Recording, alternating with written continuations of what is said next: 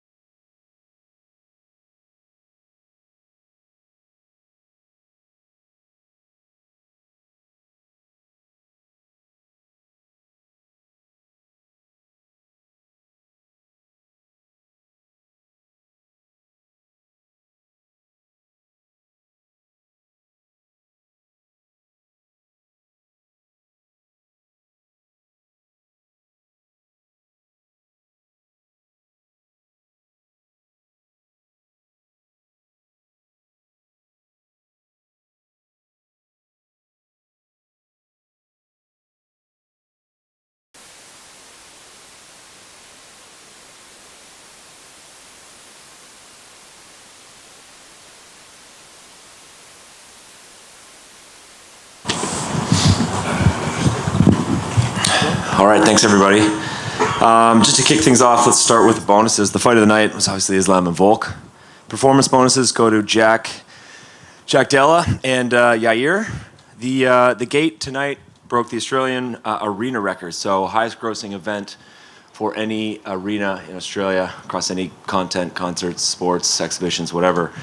The attendance was 14,124, fully sold out, with a gross total in Australian dollars of 5,911,598. 2 transports tonight, Pedro and Shaynis. And that's it from my side. Any questions from you guys? Yeah, Mike? right here. Well, phenomenal crowd tonight. I mean, you've been all over the world and seen so many of these events. Where does tonight's rank in your pound-for-pound list?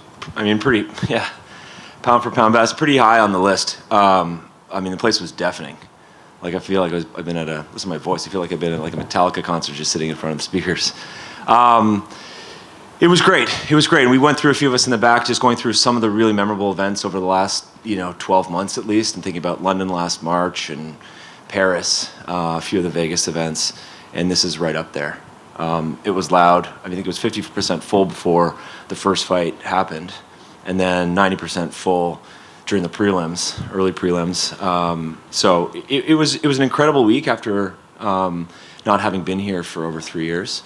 And one of the things that, we've got this relationship with the tours in Western Australia, TWA, and we do a lot of work trying to figure out, the impact of the event, right? There's a lot of discussions around the impact from an economic perspective, how many people are coming to Perth, and not only did we have an out-of-state ticket purchase percentage of about 68%, but we had thousands of people that are coming to Perth even without a ticket. So I think how much this event was coveted across the country, I think is a testament to how far mixed martial arts has come, all across the country, not just WA, and something that certainly gives us so much confidence coming back, hopefully as soon as possible. Yeah, and this is kind of 2 questions in one. When are you looking at a return? And Alex, in his post-fight interview, said something, I believe it was really loud, about Adelaide and Yair. Did he tip? Did you say Adelaide? Yeah, did he tip something off there? Or? No, I don't think so. I don't think so because we haven't made a decision yet on what the next event is. But just in speaking to Mick just now, the brilliance of just these guys and the way they put the card together and thinking about the opportunities for not only other Aussie athletes and where they're going to compete in the next 6 months, but the fact that Yair's had such a brilliant performance and now he's up against Alex. You basically got UFC Countdown sort of produced already with all the footage that came out of those 2 fights. So not sure the timing of our return or the timing of that event in particular, that fight in particular, but we will definitely be here at some point again this year. Well, what about the flip side of that? You now have, I know Yair's an interim champion, but 2 Mexican champions essentially. Is there a possibility of going back to Mexico and maybe bringing Yair there for this fight? Yeah, Lawrence has been talking about that for a while. We want to get the Performance Institute open. We announced that earlier this week, the Performance Institute in Mexico City, and I'm not really sure about the timing, probably later this year, but at some point or in and around that launch or in that opening, it's going to make sense to go to Mexico City. Last thing for me, kind of away from that, but a location question. Any updates on Canada? Is the Canadian asking here? Are we going to get there anytime soon? 2 good buds just chatting. Yeah, tell me. No one's watching. Yeah, no, there's no update. We've got nothing to report at the moment, but we've been very clear. I think every time that we've chatted, it's only a matter of weeks probably until we announce something.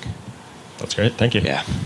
Hey, looking back when dominant champions fought in their hometown, like when Stipe won in Cleveland and he never went back, people always thought, like, why did we never go back to Cleveland with Stipe? Can you bring Alex anywhere else outside of Australia after witnessing what we did tonight? I think there's, one of the things that Hunter was mentioning in the back was the fact that stock's never been higher. So it wasn't even a Pyrrhic victory, right? Because he didn't seem to take a ton of damage. I know he was on the ground quite a bit. But the fact that his stock rose by virtue that he took Islam 5 rounds, I'm sure a ton of people had on their scorecards that he was up 3-2 and not down 3-2. So I think we can take him wherever. Now, if the question is, does it make most sense to always have him here? Then there's a big argument for the impact that he made across the country this week. Our pay-per-view buys in Australia were trending to be bigger than our pay-per-view buys in Australia when Conor fought, right? So the impact of Volk and numerous others, including Jack Della, who had like an incredible performance as well. I think it makes a lot of sense to come back, right? We're still in this world of this is one of our principal pay-per-view territories around the world, and so from a promoter standpoint, it's important to have him in an area where he can make the most impact, not only from a brand perspective, but also so we can continue to reach new high water marks on the revenue side. And on the flip side of that, I know you don't make the matchups or anything, but at what point do you start bringing like non-Australian superstars onto these cards? Like as much as they love Jack and Rob and Ty and Alex, like I'm sure people here would love to watch like Jorge Masvidal fight or like Leon Edwards fight. Like at what point do you bring non-Australian stars here? I mean, we look at it as it's a luxury that we've got so many competitive and so many high-quality Australian athletes, and you see the impact. I mean, the Yair and Emmett fight was great, but it was an incredible fight. It didn't have the same resonance with the crowd as the rest of the Aussies competing or the Kiwis competing. So how long? I mean, we had Rousey in home, and I'm trying to think. You could put me on the spot. Fatigued after this event, man. I feel like I've just gone 5 rounds with Islam. I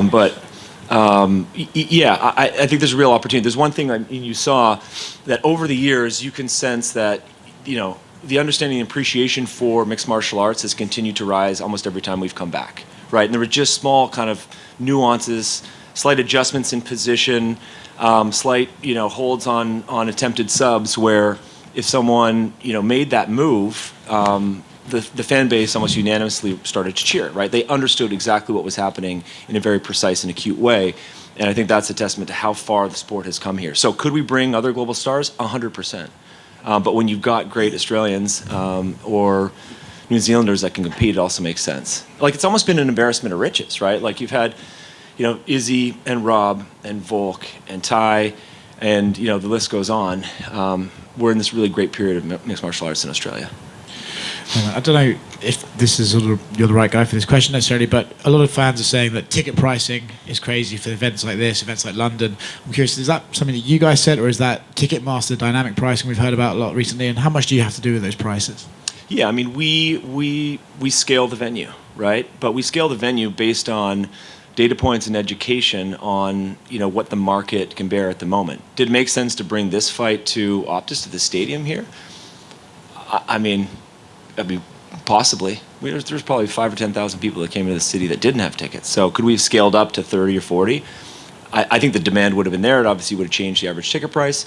But I think there was an opportunity, given the demand, just to scale it appropriately. So this is driven by our knowledge of what the market can bear at the moment. Thank you. I just wanted to know, where does Australia rank in terms of countries that you have to work with in bringing events? Australia, for its size, seems to get relatively quite a lot of UFC events. Is it because the government is so transparent with working with you guys, tourism? What actually makes it so easy? So, working with state governments in this country in more of a partnership way is a relatively new thing. And I think the affinity and the interest and the desire for global events, whether it's sports or music or food or fashion festivals, whatever it might be, is heightened in Australia because, one, people love events in this country, and two, it's far, right? It takes a lot to it's helpful for promoters or other managers of tours or sports events to make it here. It wasn't long ago that we were fighting or working with to educate state governments around the health and safety protocols and practices that we've got in our sport, why the octagon is a better, field of play than a boxing ring. And so a lot of that work and that education, I think, has gone into the development of just the understanding of our sport, right? We want to work closely. We've always talked about this concept of running to regulation to ensure that not only are we working with state governments to educate them about our sport, but also about the proper rules that govern mixed martial arts here. So I think recently there's been much more constructive and productive conversations with local governments around how we can partner on events. And this week, working with the Tourism Western Australia was a good example of that. And if I could just ask you a question, once again, I don't know if you're the right guy for this either, but When Islam commented on the lack of promotion for this event, do you know what? Because obviously it was huge. Like, you heard it tonight. Everyone's talking about it. People that don't have tickets are watching it somewhere. Do you know why he might have thought that? I have no idea. I mean, I haven't talked to him about it. I don't know the root cause of that. What I do know is that, this is one of these events, and Dana and Sean and Mick and Hunter have been talking about it for months. Like, you don't get many opportunities to have the pound for pound number 1 and 2 together, right? Like, it's an overused cliche, but the stars really do need to align, right? You've got to have the right athletes at the right time of their careers. You've got to have, a venue that makes sense, right? To bring it to Australia was absolutely perfect for us. And then you've obviously got to have at least weight classes where they're within one weight class of each other. And so this was the perfect circumstance where you've got two guys that and it turned out to be an absolutely brilliant fight. So I'm not sure what the impetus or sort of the cause or the objective of those comments were. I certainly didn't agree with it. Thank you. Can I just ask over here, Mitch from over here. We're really excited over in WA about Jack Della Maddalena. We just saw, he's not a one-trick pony, gone from knockouts to now submission. Where does the UFC sort of see him in the next 12 months? And he says he wants a top 15 welterweight now. So it's a tough conversation or tough topic for me to comment on because it's not, within my purview. I know talking to Sean and Mick, these guys think that he's the real deal. What that means on his next bout, I've got no idea. Will he get a top 15? I think his performance, like Randy Brown's no joke. I think his performance tonight probably warrants something like that, but not for me to comment. But I think it's a pretty safe bet that he's going to continue to rise up the ranks. And you just spoke about, this stadium this arena, and how full it was. Jack sort of mentioned that one day his dream is to hold a big fight here. We've got a big stadium down the road that can seat close to 50. I know it's outdoors. Mm-hmm. Is something like that even possible for somewhere over here, considering what you saw tonight? You've got good precedents in this country, right, with a couple in Melbourne, Etihad, Marvel. So we're not going to rule it out. At some point it might make sense. We don't do a lot of them. We've done sort of 5 or 6 in the past. But, if there's one country that can handle it, it's probably this country. Thanks. Does having such successful events in Australia detract from the likelihood of there being events in New Zealand? Because Australia's just more scalable? No, our events in New Zealand have been incredible. Yeah, no, not at all. When would be the likelihood of the next kind of event coming in Could New be Zealand? this year.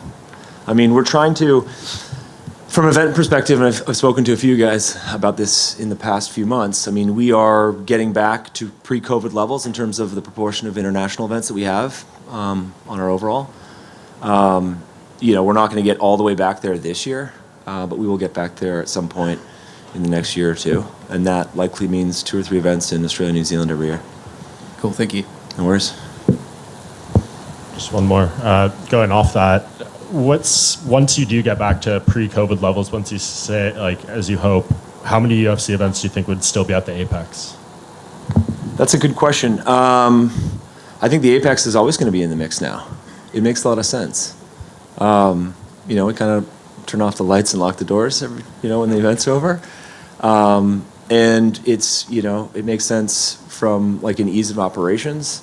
It also makes sense as a good fallback plan. If we have something that just doesn't work out in a venue, or if it's tough to get to a certain city we want to get to, we can always go to the apex.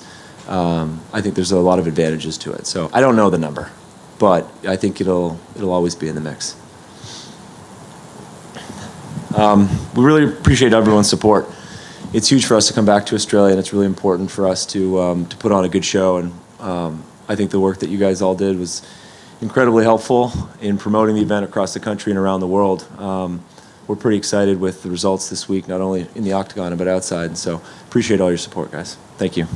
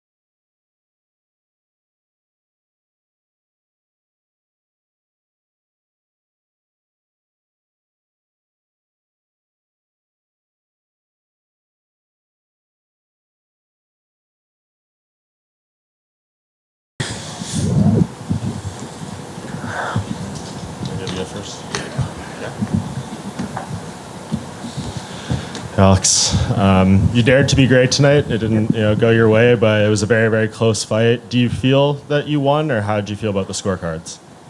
Look, man, it was a close fight. So, what can you do? I'm the type of person that, I could have done more. So I'm a bit harder on myself. A lot of people probably, a lot of people counted me out. So they're like, oh, hey, wow, like you know what I mean. But I was never counting myself out. I was expected to win. So I'm disappointed. I know I could have done more. Could have capitalised on the things earlier as well. I did think he was going to be stronger, and I probably could have done more earlier. But anyway, what do you do? Credit to him. Well-rounded, yeah. I underestimated his striking. He underestimated my wrestling and stuff like that. So, what do you do? Mixed martial arts, yeah. We at least we threw it all out there. Yeah, I mean, and that fifth round, like it was, right there for you. Is that just one of those things? If you felt like you had another round or some more time on? Yeah, of course. I felt like maybe I could have done that earlier. Like I said, there was positions where I was like, he's not strong. I even said in my corner, you'll probably hear it. I'm like going, he's not strong. I'm not being a dick. I wasn't being disrespectful. I was just like, oh, he's not strong. But maybe he's baiting me. Maybe he's waiting for me to do something. So I didn't capitalise it straight away, which I should have. And I started realising that later on. I was like, fuck. Excuse my language. Could have done more. And then like I'm going to try and get him down, you know what I mean? And then we end up getting there scrambles. I was like, fuck it, let's go all out. I reckon I can do something on top here as well. So I did that. But, maybe I could have done that earlier, maybe not. I don't know. But anyway, I'll watch the fight, do some research. But, yeah, it's pretty clear that, I could have won that fight. That's why I'm hard on myself. Did he have you hurt at all at any point? Like some of the I shots hurt, I don't know. like, I think I dropped to a knee or something. Like I said, I was there the whole time. So me saying that, wasn't a knockdown wouldn't be fair. But, I was there the whole time. Like, I think I come back with a punch straight away. Like, so, yeah. Again, I'm not going to make excuses when it comes to things like that. Yeah, I was sweet. So, anyway. Yeah, and the last thing for me, I'm sure they'll get into, the fight with Yair and that business, but you did mention in the cage, I'll be back at lightweight. Is it your hope that Islam continues to defend and whenever you come back, he's still the guy there? I'll watch the fight anyway. I'll watch the fight and see what it was like. I'm hearing that he was saying, I heard a whisper, I could be wrong, that he was going back to his corner saying he wants a rematch because he thought he lost. So that's funny. I'm going to jump on that. Rematch. Thanks, Alex. Where'd you hear that he wanted a rematch? Who told you that? I don't know, but was it wrong? No, I don't know. I did hear that. Whether he said that, whether he thought that he might have lost that if it did, I don't know. I just heard that from someone, but I'll watch the fight. We'll see. And you said you underestimated his striking. Maybe what exactly? No, not really. Like obviously, I knew he's got a good eye. He's got a good eye, so he sees things okay, so he can counter. It's like his feet doesn't function as good as his eye. So it's like his eyes want to do something, like, his punches would do something because he can see it, but then his legs can't keep up. But, yeah, that was enough to land some here and there. So it went too hard. That's why, because he probably wasn't based enough. I shouldn't be telling him these things. But yeah, he still landed. So good on him. There was an elbow. I ran straight in. I'm like, nice. He's seen that. Again, his eye's not too bad. He's got a good eye. His distance isn't too bad. Again, I could have capitalised more, man. Even in the, I guess I was just expecting him to be a bit more relentless in the shots. So maybe held back just a little bit till the last round, I guess. And we saw you talking to him throughout the entire fight. Yeah. Like even when he had your back, you were talking to him while you were punching him. What were you saying? Was he talking back? Look, again, when you're in positions like that, I'm not being a dick. I'm not being disrespectful, but it's getting his head. You know what I mean? Like even when he had me, I'm like going, "Well, you're not that strong." Like I'll say stuff like that, and then he's there. I'm going, "What? You're just hanging on?" I'll go, "You said 15 seconds. I'm gonna, you're gonna drag me deep waters. That type of stuff." I remember that stuff. I was like, "You're just hanging on for dear life." So it's just stuff like, again, I'm not being disrespectful. He's still in a good position, so it's up to me to get out of there. But I'm going to get in his head and just kept punching him in the head, saying Again, I guess a body lock is a dominant position, so the refs can't just leave, even though he was just hanging on and trying to hide his head. But yeah, so just let him know as I go on. Yeah, look at you, just trying to survive in certain positions. That was all I was saying. I have to ask what you thought of Yair Rodriguez's performance. You obviously said you want to drop back down and unify. He pulled off the submission win over Josh Emmett. Yeah, we'll see. We'll see. But of course, so it was a good win by Yair. He looked sharp on his feet. Caught him a couple of times, rocked him a couple of times, and and caught him with the triangle. So I was training at that stage, but yeah, good on him. Like I said, I'm not a selfish guy. I'm all about building things up. Now we've got a guy, right? There's a guy in 45 that, you know what I mean? There's a guy that deserves that shot, and it's clear. And that's what I wanted, but we'll see what's happening. Alex, going So back. congratulations to you. Going back. Yeah, or is it yeah? I always say yeah. Yeah. Yeah. I thought everyone else was saying it wrong. Going back to the fourth round where you had your back for ages. Okay, it is a dominant. It was fourth round, that one? Yeah. It is a dominant position, but like you said, it wasn't trying to advance, wasn't really going for submissions, was just kind of trying to avoid your shots. Is there a length of time where after which the referee should possibly consider separating it? I ain't a ref, so I don't know. If he's trying, I don't even think he was trying to go for submissions at that stage because he knew I could just get my head to the. So, like I said, yeah, I don't know. Again, it's a strong position. It should always be up to the person. Again, I'm the type of. That's just me, right? Like, I could sit there and be like, oh yeah, whatever. But for me, I was like, instead of me fucking, which this is how everyone should be. Instead of me trying to blame the fucking ref, I blame myself because I should have got myself out of there. You know what I mean? So. I don't know the ref's rules, however that is, but again, I'm more harsh on myself, not the ref for things like that. Obviously, in moments in the clinch against the cage, it looked like you were going for the takedown yourself. I'm curious, was that just because you felt, I can do something here, or was there? He was just trying to go for. He was going for position, put himself out of position. Again, I could have got some of those. Man, I told you, I'm fucking strong. Like I'm telling you, I could have definitely got more takedowns if I really wanted, but I guess I was second guessing myself in sort of positions, but yeah, I don't know. They were there, so it's just to let him know he's out of positions. Like, don't fucking think you're just gonna hold me in these positions. They're like, it doesn't work like that with me. So as soon as I'll do that and then grab the body, like he would, obviously freak out and be like, oh shit, I'm out of position, go sit back, and just me letting him know. And again, I could capitalise more, but. Well, Do you think he's got a bit more respect for Australian wrestling now? I think he does, yeah. But I mean, again. I could have done more. Last one from me. I know you're going to be super hard on yourself and say you could have done more and stuff like that. The concept of pound for pound is a weird thing, right? It's like, if you're the same size with your current skill set, who wins that fight? Well, that's the thing. He put the title on the right line, right? Which is, we'll fight for his title. But I mean, pound for pound, let's remember pound for pound. It goes a size, and why do you think I was a massive underdog and stuff like that? But at the same time, I expected to win, so I ain't going to sit there and be like, oh, he was bigger and all that. I was like, yeah, you went up to fucking lightweight, of course. You know what I mean? That's expected.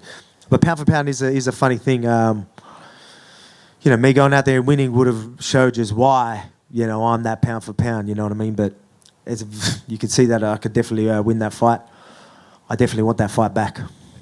Is it going to be hard for you to go motivate yourself to fight a featherweight when you know Islam's there, he's got the title, and you know how close you could have been and what you could have done? Is it going to be hard? Nah, look, I want that fucking lightweight belt, so. Alex, just over here. No, I should have known the voice, sorry, mate. All good. Or on the strength, and you saying he wasn't maybe as strong as you expected. I am curious, where does he rank in terms of strongest opponents you faced? Because obviously you faced so many different divisions. I don't know. He's probably still up there. But I mean, it's just funny, the narrative, everyone wanted to push this crazy narrative. I was like, I'm gonna fucking run with it. Let you think he's invincible, but it just would have been a so much better story if I won, right? So, sadly, I wish I could just sit there going, hey, this invincible man, you want to push over? I told you, but right now I'm not in that position. But we're close, and again, very winnable fight. I've got to watch the fight back. I don't know. Again, I'm my hardest critic. I always am. I fucking blow the water out. I win massive fights, and I still remember that one time I got hit. I still remember that, one time I didn't get something, or, what I mean? That's just how I am. I'm very, very, I'm very, very harsh on myself and hard on myself. So I'll be good to watch that fight back and just see how it is. What's everyone's thought on that? was it a close fight? I don't know. It was a very close fight. Okay, so I've got to go watch that back. 3-2 either way. Yeah, I've got to watch that fight back. Fucking rematch, let's go. Wait. So I guess on that, I know one of the narratives, especially Islam said, look, I want to prove that this guy doesn't belong in the lightweight division, right? Obviously, it's just pre-fight talk, but I wonder, after having such a close fight, do you think you've established that you do belong in the lightweight division? Like, obviously, he got me in positions and stuff like that. But again, some of those is more technique and things like that. You know what I mean? Like, it was more that. It wasn't power. Like, you know what I mean? Like, again, I got to watch the fight, but yeah, I didn't feel like this freakishly power like type of thing. You know what I mean? Obviously, he's got that size advantage and things like that. That's gonna help him a little bit. And you know, you might feel that little bit of that weight and like fatigue. I didn't get fatigue. Obviously, I come back stronger in the end anyway. But there is that weight advantage. But I mean, to say that I can't handle lightweight is just ridiculous. He's meant to just blow everyone out the water. He was meant to just as soon as he grabbed me down, it was game over. Like, I told you that wasn't going to happen. I told you I was going to do more, and I told you I'll get back up. I told you that he won't submit me and all that type of stuff. I was right, but I did say that I was going to come out with my hand raised, and we were very close. It was a very close fight. People maybe thought I won, but the judges didn't. So I'm very hard on myself right now. Thanks, Alex. Thank you. And Alex, is it to your right? Is it motivating, or does it sting a little bit more to lose that fight on points but finish on top? Nah. Just losing, man. Like losing in general. I'm a winner. I try and win everything I can. You know what I mean? And I kill myself in the gym to prepare myself to get my hand raised. And yeah, I expected to be on top or be putting more hands on him and dominating the whole way through. So yeah, I'm not happy with just ending up on top.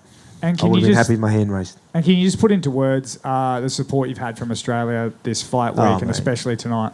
That was incredible. Obviously, everyone was still happy with the fight, and still obviously give me the mad cheers, and that was it was good. I was obviously trying to rile them up as well, have a bit of fun with it, and just remember I was here, so involve them as well, like let them know I'm hearing them and thank them, and try and put on a bit of a show for them. But it would have just been better getting my hand raised in front of them too. You know what I mean? So again, their support's been crazy. Look at the weigh-ins and the press conferences and all that type of stuff. You know what I mean? Like, that doesn't happen much. We had to take us all the fighters backstage so we can open the curtains further back so we can fit more people in, and you know what I mean. It's so obviously it went beyond what people were expecting. So shout out to the Aussie fans for delivering. G'day, Alex, over here, mate. Great performance. Over just here, mate. Hey. Look, obviously 145. How you going, mate? 145 defence is next, clearly, and then maybe the rematch with Islam. But if that doesn't line up for the title shot, are you willing to maybe jump into 155 and fight guys like, Dustin Poirier, Charles, Michael Chandler, these types? Quick turnaround for the rematch for the weekend. Yeah, we'll see, man. Again, I need to watch the fight. I need to talk to some people, and again, right now, I just come out. I'm hard on myself. I don't know. I got to look and see what's happening. So. Yeah, we'll see. But obviously, we got, when I go to featherweight, we know who it is, you know what I mean? And again, shout out for Yair Rodriguez. I think that's an exciting fight. So good on him. And also, I think the great thing about this sport compared to, say, boxing is a loss doesn't always detract from your star power. So you come up short today a little bit, but I reckon your stock has risen even higher than it's ever been.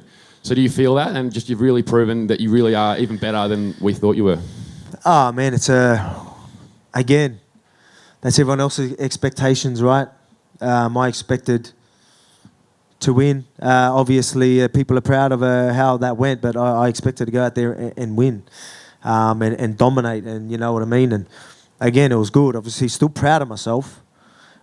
Still proved a lot of people wrong, right? But I mean, I didn't get my hand raised. So again, I'm going to be hard on myself. I watched the fight back, and maybe they'll make me feel a little bit better, but yeah, it sucks.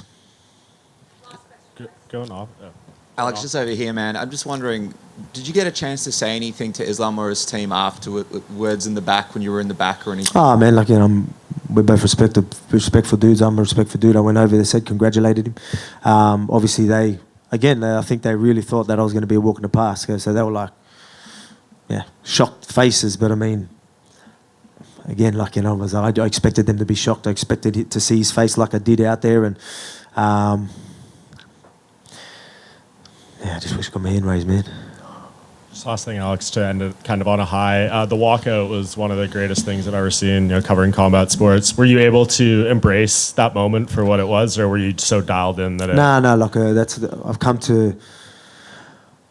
If you remember me, the first time I was like fighting in Australia and all that type of stuff, I was always just... I'm the type of guy, I was just a competitor. Right now, I fucking love it all, mate. Like, you know what I mean? The build-ups, the entertainment side of thing, I get it. I get it now. I want the crowd to feel me. I want to feel the crowd. I fight best when I'm with that energy, when I'm a little emotional and stuff like that, and you've seen that in some of my last fights, to really fire myself up. I do my best work there. So it was good. I definitely felt them. Yeah, it just, it could have been a moment, man. You know what I mean? Go there, imagine getting a big finish, prove them doubters wrong in Australia. Fuck, what a moment, Fuck! It's still a good moment anyway. Again, the support's been incredible. Shout out to everyone that's here, that supported the event, the pay-per-view, and shout out to everyone that was watching. And sorry to people that counted on me. Cheers.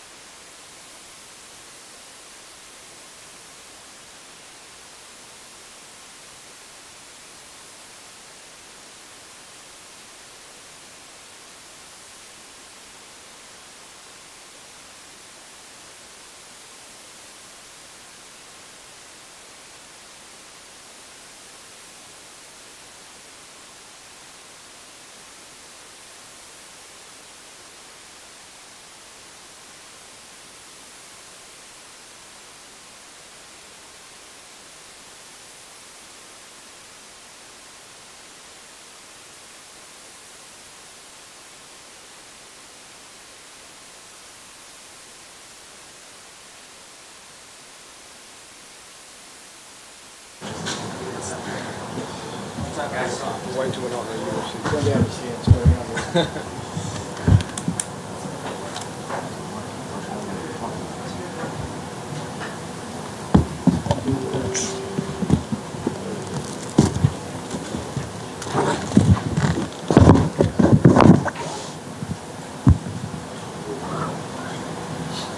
Standing up here and lift your arm.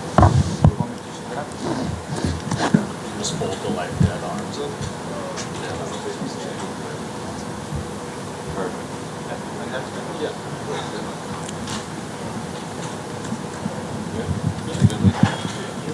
Well, Yair, right in front, right here. I know you want the undisputed belt, and that's the interim belt right there in front of you. But I guess what are the emotions now that you are another Mexican champion up there on stage? Even though I believe that I could do this in one stage of my life, it's almost like unbelievable at the same time. I don't know. It's weird. It's weird to explain. That I finally get to carry this belt around and call myself a champion. It's been a long journey. I was talking to my coaches earlier on. And they say, okay, it's been a long time. It's been already 10 years since we started working, and this feels surrealistic. But I'm really happy. I'm super happy that I can have my family here with me for this special moment, and in this special land. That I always wanted to come here to Australia. The public was so amazing. The crowd was perfect, and the people has been so nice to me and my family, and I can't wait to come back here.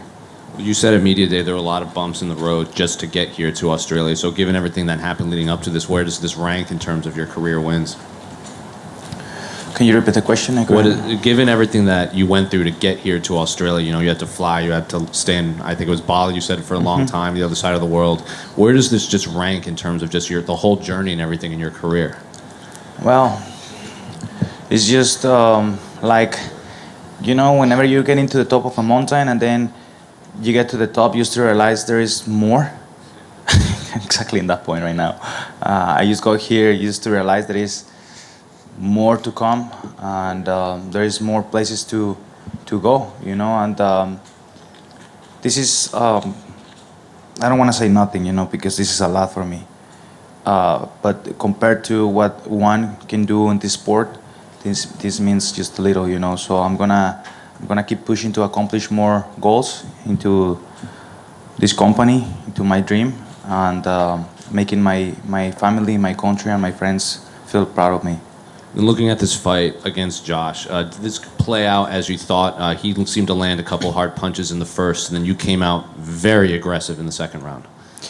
Yeah, I worked with my coaches the same strategy as you saw in the fight. I worked with my training partners. We knew he was going to come hard. We knew he was going to move around and then try and sit down and land those hard punches. We talk about it in the interviews. He's so explosive. He's aggressive and quick.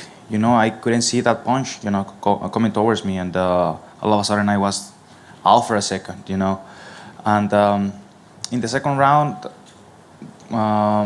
it wasn't the first round when I hit him with the liver kick, and I saw him kind of like slowly start like slowing down. I could see him like kind of struggling to the fight. I could land a couple good punches. He had a good cut in his face, and I was like, okay, just be relaxed and you'll get it. Don't get desperate.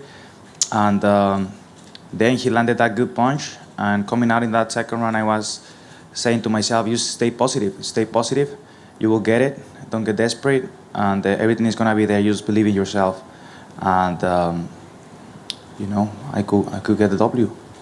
We saw your coach Izzy Martinez cage side after you got the belt, and he has long been saying that you're going to get the UFC championship at some point. So what was it like to finally go back there and see him with that championship? I told him, hey, bro, it's been a long time, right? It should took me less time than this. It's like, no, everything is a journey. Everything is a journey, And if you're in this point in your career right now, it's because he had to be like that. So, for everybody it's different. For me, it was this way.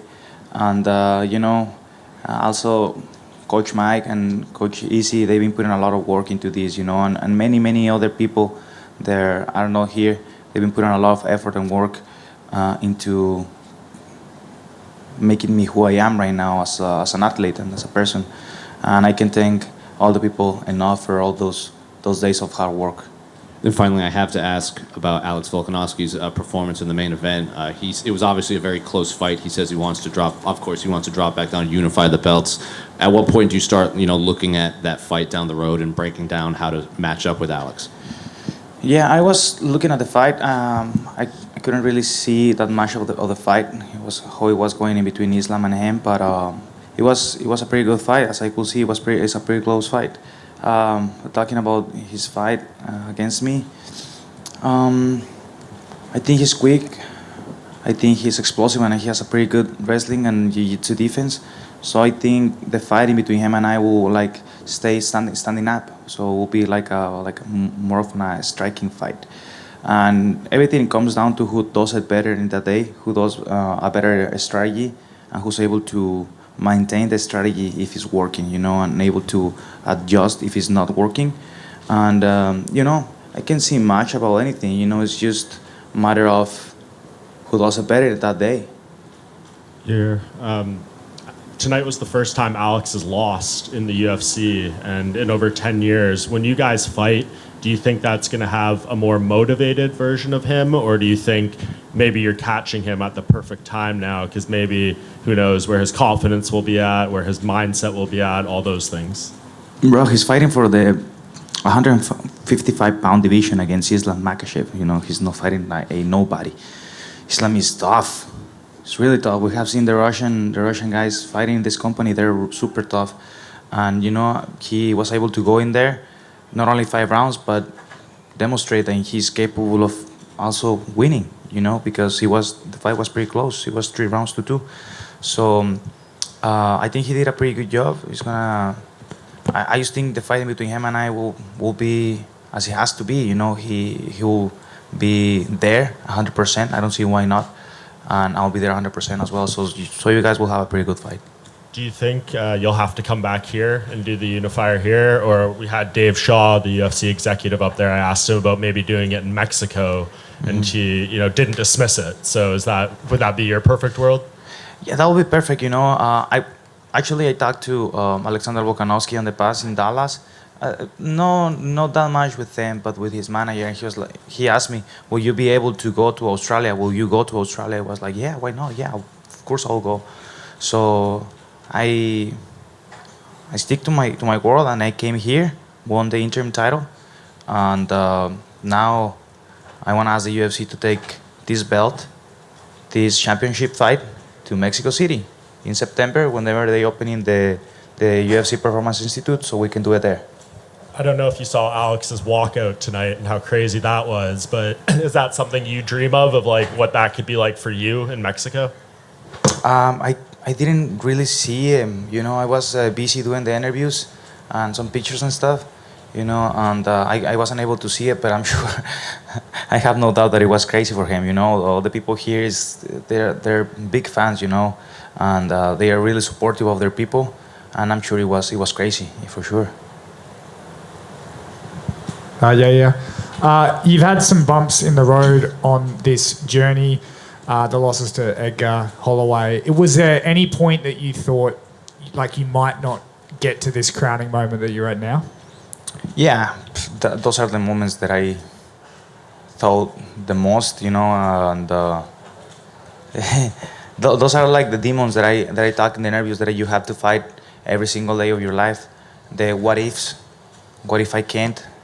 What if I don't? Or what if this happens? Or what if, and some of those things, they never became true, So the only thing that you can do is live your life the best way possible, avoiding the most mistakes you can and doing the best you can, and then stop thinking that much. Just live. And with that said, I've been learning to fight my demons every single day and winning over them every time that I think of situations like that. And who's been the most instrumental in this journey for you? Who? Who's been probably the most motivating? Who's motivated you the most? Perhaps a coach, a family member, to get you to this moment? It's just a mix of everybody, you know. I can mention a single person, but of course my mom. My mom has my heart. She's a special part of my life. My brother as well, my little sister. My dad is a special part of my life, of course. But those two guys back there looking at me right now, my coaches, you know, they've been they've been there for me regardless of my craziness of what I decide to do. You know, they've been there for me for many years and putting a lot of trust and effort into this to become true. And I can thank them enough because they have seen me in my worst, they have seen me in my best, and you know, they know me. They know me like no many other people knows me, and you know, have them here right now is amazing. You know, I can thank my management team enough. I can thank my friend Marco enough for helping me out to get here, and it's just a mix of everybody. You know, all my people back there at home. You know, it's everybody. You know, you have to kind of absorb the best energy from everybody and put the negative away. My friends, I know I'm rooting for me there. They were just calling me moments ago and look at the phone and they were just calling me, you know, because they want to talk to me and I'm sure they want to congratulate me and say, I'm sure what they're going to say. I'm sure they're going to say, we knew you're going to become a champion one day. We told you this, we talk about it. And it's just been a long journey, you know, of many people believing in me, but especially myself. And can you talk about the love that Australia has had for you during this fight? They've really adopted and taken you in. When you walked out, Australia went wild for you. Have you felt that love throughout fight week? If I have felt that before? Just the love that Australia has for you. They've really kind of adopted you this fight week. Yeah, that was crazy, you know, because I was probably one of the contenders for the 145 title itself, and they knew it, and they even like that they were able to applaud me and cheer for me, and many people walk towards me in the street and ask me for pictures, and they didn't stop telling me how much good and luck they wish me, and you know, I really love to be here, you know, and not only that, I have friends from here that there's been a long time I didn't see. I was really happy to see them, you know, and it's amazing. It's amazing to be here. It's the first experience that I have flying this long, and having my family here just makes it so special. Thanks, mate. Congratulations. Thank you. Yeah. Just towards right at the end there, after Josh submitted, you said something to him, and I was just wondering what you said to him. Yeah. So this is a really important moment for us, right? Like I already said. And when I finished the triangle, I could see in his expression the desperation of like, fuck, I lose. You know, I lose. It's like he saw his opportunity go away. But I just want to say to him, no. I told him, no. Hey, no, stop. Like, stop that thinking that you have right now. You're a warrior. You will overcome this. You know, you got this. So the only thing that I can say to him, you're a warrior, brother. We find the way to wake up, to stand up every time we fall into the ground, and I'm sure you will do that. You know, so stay strong, and I'm sure we will see each other in the future again. So just keep being strong, brother. What sort of bond do you make with someone when you're in the cage fighting them, even if you don't like them? It's a very unique situation, and how do you feel towards a person once you've been in that situation with them? Can you repeat the question? Being in the octagon fighting someone is a very unique, it's actually quite intimate situation. So what can you say to the bond you build with someone once you've fought them? I mean, there is no much that it can be said, you know, only wishing the guy the best. Wishing everybody, your opponent, the best. You know, I'm the guy that likes to attack my opponents in many ways. Only when I'm fighting, you know, I like to make this sport as clean as possible, out and in the cage. You know, you can get to any direction you want. You know, it's gonna be up to you how far you want to take it with me, because I'm able to do so as well. But I like to being easy on my opponents, friendly, and whenever I have to talk, it's inside the cage and doing my job, and that's it. You know, I don't see why talking or saying that much. Thank you and congratulations. Thank you. Hell yeah. Thank you guys. I appreciate all of you.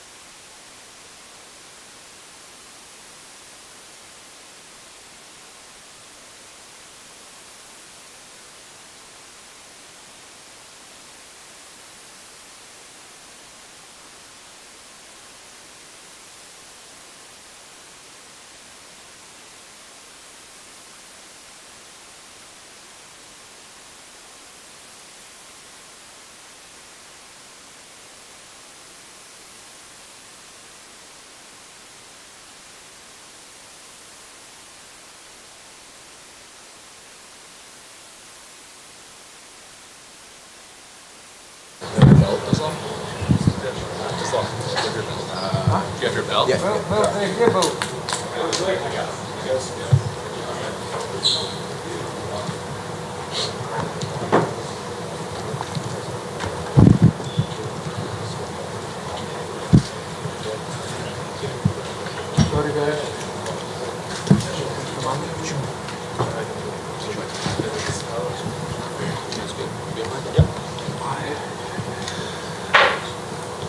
Well, Islam, obviously, a very hard-fought victory. We can see the bumps and bruises on your eyes right there. So what are the emotions and the assessment of your performance now that it's over?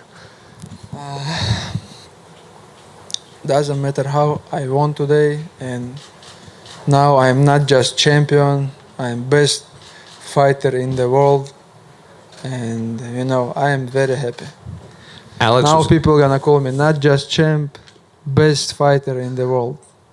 This is my dream, and doesn't matter how I won, I'm very happy. Alex was in here, and he said he might have underestimated your striking, but he thinks you might have also underestimated his wrestling. So when you were in there wrestling with him, was he better than you thought? Honestly, I don't have planned before the fight wrestle all 5 rounds because I know he's short. I have reach longer than him. That's why I planning to try to, and I told all media I'm gonna try to knock him out. I landed many good punch, good knees, but this guy is so strong. And how he's strong? Because he's a best fighter in the world before, not now, before. Were you talking back to him in there too? He said he was talking with you a lot when he had your back and when he was pushing you up against the fence. He told me, hey, let's work, do something, but I told him, hey, you grapple a lot, you say you're wrestling grappling improve, let's do something, move if you can. What did you make of the fans in attendance? We couldn't really hear when they read the judges' scorecards. When you entered, they obviously weren't in favor of you, but they were especially loud here in Australia. But of course the fans all waiting. I told when the official win, I told them, hey guys, sorry, but you guys all gonna upset. And they just upset. Now they don't have best fighter in the world. And what do you want your next few fights to look like? Because obviously you were chasing this title, and then after the title you're chasing number 1 pound for pound. What else is there to chase for you? Who else would you like to fight? Now I'm best fighter, champion. Della, I waiting. Call me. And we saw a video of you on FaceTime with Habib. What did he tell you? He told he's so nervous, and he said, "Why you don't do this?" He said, "If you come to, and if you will was my corner, I can do this, but you didn't come." And we also saw a video of you and Charles backstage. What did you guys tell each other? Yeah, Charles have good fight. I think this announced or not, official or not, I don't know. But if he beat Benil, if UFC want to make this fight, I will be ready. It was hard fight with Volkanovski because many things. I come from other country, like more than 13,000 kilometers from my country. I come with team, and time is changed, and we come to the arena early morning. Many things, but I don't prepare myself for easy fight. We fight for the, not belt. We fight who is gonna be best fighter in the world. That's why it was hard fight. Then last one for me. At the end of the fight, he was on top of you. We haven't really seen many fighters on top of you punching you. Was that maybe were you tired, or did he catch you off guard? Was his wrestling better? Honestly, last round he landed good punch, and I don't know. I just go down and on my mind, I think I won 4 or 3 rounds, and just I don't want to do some mistake. That's why I played a little bit there. Салам алейкум. Поздравляю с победой. Если я не ошибаюсь, Хабиб сказал о том, что когда ты приедешь в Дагестан, вы поработаете над ошибками. Вот сейчас на холодную голову, какие ошибки ты может быть, выявишь в своей игре, и что бы ты сделал по-другому, что ли? Ну, знаешь, там много таких маленьких ошибок. Может, я ему дал чуть поработать в стойке, и у него такая необычная стойка, необычные там удары, не просто так же. Все просто сейчас такое обсуждение идет боя, как будто там все ожидали от меня просто легкой победы, как до этого, и бой получился не таким легким, и начались эти обсуждения. Но это же не с улицы, пацан, это лучший боец в мире был. Из-за этого такой тяжелый бой. И я полностью согласен с решением, я доволен, я от этого боя получу очень большую пользу. Вот в Абу-Даби, когда ты дрался, у тебя на восстановление после взвешивания было около 30 часов. То есть в пятницу утром взвесился, в субботу вечером бой. Здесь получилось так, что в субботу утром взвесился, в воскресенье утром бой. Будешь ли ты в дальнейшем соглашаться на такие поединки вот с таким суточным интервалом? Если честно, мы этот нюанс должны учесть, потому что, ну, если ты всю жизнь так восстанавливался, как, понял, утром взвесился, на следующий день вечером бой, а я здесь утром взвесился, и на следующее утро я уже был на арене. Вообще, это, у меня хоть чуть было время, последний бой. Тухугов приехал в 3 часа утра на арену. Ну, это я не знаю. Первый раз у него в жизни тоже так. Как человек после тяжелой весогонки, ну, как вообще спать, лечь и в 3 часа утра на арену приехать? Очень тяжело. Ислам, приветствую, с победой. Вот ты говоришь, что все ожидали от тебя легкого боя, ну, что ты легко выиграешь, но ты же сам говорил, что ты победишь легко Волкановски. Не пожалел ли ты с тех пор об этих словах, что вот... Я что жалеть? Я честно я вам скажу, я знал, что это не будет легкая прогулка, потому что посмотрите его бои, он настоящий чемпион, он дерется до конца, до последней секунды. Как бы бой ни шел, он всегда прет. Я же его бои тоже смотрел. И я настраивался на тяжелый бой. И, знаешь, так получилось, что тяжело бой пошел, и сейчас эти обсуждения. Ну, ничего страшного. Я показал, что и в стойке я могу драться. Все ждали от меня борьбу, что я буду только так с ним бороться. Но я решил попробовать и в стойке себя. А удивился ли ты, когда в 5-м раунде Волкановский сам попытался перевести тебя в борьбу? Но он все раунды какие-то действия делал, пытался повалить. Ну, видно, боролся, пацан. Islam. Apologies if you just answered this in Russian, but when Alex was in here, he said that he had heard from someone that you told your corner that you thought you lost and that you wanted a rematch with him. Is that true? Who say I'm lost? Alex said that he had heard you told a member of your team that you thought you lost and that you want to rematch him. No, this is not true. I don't say that I'm a loser. I know, like, in my mind, when fight is finished, I know minimum I want 3 rounds. I don't say I'm lose nothing. How big of a learning experience is tonight for you? Going the 5 rounds, you know, getting hurt, overcoming adversity, just all these things you can take away moving forward. This is my first 5 round. It was crazy and big experience for me, and I'm very happy because fighters need, you know, like some hard fight, because from the fight, like easy fight, from like 1 or 2 rounds, you not improve a lot, but from the 5 rounds, I'm sure I improve a lot. Would you be down for a rematch with Alex at some point? You know, he has to do his fight with Yair, but if he, you know, gets some wins and you're still the champion, would you want to do this again? I never choose the opponent. When Dana call me, I will be ready. What did you say to Craig Jones in the I told him, hey, why you don't teach him, like, escape from the triangle from the back? Ideally, when would you want to fight again? How many more times do you want to fight this I year? just say, I'm waiting for the call. I'm a champion, best fighter in the world, just waiting. I never choose opponent, give me real contender. Do you think Alex is still the second best fighter in the world now, behind you? He's gonna be second now. Thank you. Ислам, поздравляю с победой.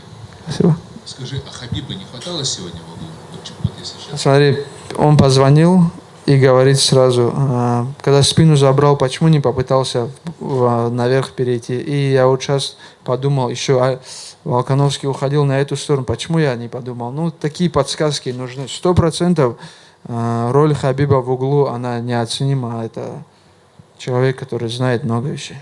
Он не сказал, что, мол, на следующем бою я буду в твоем? К сожалению, не сказал. Если не секрет, с каким весом ты сегодня на бой выходил? Он был меньше, чем обычно, из-за того, что на полдня меньше восстанавливался? Ну да, был меньше на пару килограмм. И... Ну, я думаю, даже видно было. Я утром встал и смотрю на тело, думаю, не так, еще до конца не восстановился. Но знаешь, это сейчас как будто я же выиграл. Я не отмазываюсь, ничего. Это играет большую роль. Для меня в плане восстановления, чем больше ты времени проводишь на восстановление, тем лучше. Спасибо. Islam. I just wanted to say, you mentioned all fight week about wanting to knock Alex out. Is there a reason that you've wanted to showcase your striking as much? I always believe my striking. I have good skills. I have good coaches in my team. Coach Javier, Coach Muhammad, and all my corners, they're best in the world. I know my skills. That's why I try to knock him out, but this guy is so strong. I landed many good punches, many good knees, but he still fighting, I give him big cut, but this guy is real champion. And do you hear, the talk of Khabib's protege? Do you hear that, and do you feel like that this fight has helped you separate yourself from Khabib and to be on your own path? People always say this because we're always training together, and I want to be, but I think Khabib is not just best fighter, not the champion. He's I don't know. For me, it's best guy in the world. Islam. Sorry, just one more right here. There are some people out there who do feel Alex won this fight, including Nate Diaz, who tweeted, "Yeah, right, Islam got his ass whooped after the decision." What would you say to Nate and anyone else who thought you lost tonight? Honestly, I don't want to talk about this guy. He's I don't know what he said. Maybe he smoked something and watched the fight. Islam, one more from you. In a couple weeks from now, John Jones will be returning at heavyweight, and he was the #1 pound-for-pound fighter before he went on his break. If he wins the heavyweight championship of the world, it will be a conversation between you and him for #1. So why do you think you would deserve the #1 spot over him if he wins the heavyweight title? Because you know why? John Jones is a great fighter, of course. He's the best, but last time he won split decision, or he have always hard fight, but I don't know. I don't think after this fight he's gonna be best, because I not just why I am best right now, because I beat best fighter in the world. That's why I think I more deserve this, and if somebody want to be best, I'm ready, coming. Ислам, во время поединка не было мысли, как его полулегковесы вывозят, то есть такой напор и так далее. И как тебе кажется, кроме тебя легкий дивизион вынесет ли Волкановский? Честно сказать, это будет тяжелым испытанием для каждого бойца. У него есть много пробелов там в борьбе где-то, он до конца дерется. Не ломается, как бы бой не пошел, как бы удар не пропустил. Я по ходу боя, я чувствовал, что я попадал, и я в некоторых моментах думал, он, наверное, на ногах сейчас не будет стоять. Он стоит, так же идет. Знаешь, это такой крепкий орешек, и таких мало, я думаю, в этой организации. Ислам, а вообще, как часто ты в своей жизни сталкивался с бойцами, которых ты не мог ни задушить, ни болевой сделать? На мой взгляд, сегодня в Волкановске он очень хорошо оборонялся. Да, очень хорошо оборонялся. Но бывали такие тяжелые бои. Я не знаю, люди не могут не согласиться. Это тяжелые бои нужны. Я последнее время, сколько я раундов провел, там за 5-6 боев, я, наверное, мало раундов провел. Я тренируюсь, выхожу туда, получается, задушил кого-то, подрался 5-10 минут и все. А когда по-любому тебе такой бой принесет огромную пользу в карьере, чем ты провел там 2 боя легких. ты там много нюансов даже не понял. А здесь я понял, в каких моментах, где надо план изменить, где надо там что-то поменять. И я этот бой еще много раз посмотрю и разберу ошибки свои. А он потряс тебя сегодня? Потому что со стороны казалось, что ну где-то два таких момента было. Знаешь, потряс, чтобы он меня там ушатал, такого не было. А вот чтобы хорошо попал, в 5-м раунде я почувствовал, вот где-то в районе сзади уха он хорошо попал. И не было, что я вот так потерял там его из виду, но это был хороший удар. И чем тяжелее эта победа, тем она слаще. 100%. А во втором раунде такого не было, то есть? Потому что Нет, не было. Ни в каком раунде не было, что он меня ушатал, что я там потерял его из виду или там поплыл. А ты помнишь, вот в 3-м раунде эпизод, как раз вот с зала выглядело так, как будто бы он тебя потряс, и ты прошел в ногу? То есть Не, это там такой момент был, по-моему, он зашагнул, и я как-то уйти пытался, и нога зацепилась, я упал, а там можно повтор даже посмотреть, точно не было нокдауна. А почему поскальзывался несколько раз, то есть падал? Не потому, не от удара, а от того, что именно поскальзывался? Не знаю, может, там же, не знаю, да, это надо посмотреть. Если в коротком этом посмотреть, там не было никакого, чтобы я от удара там наклейки или что-то, может, от этого я споткнулся.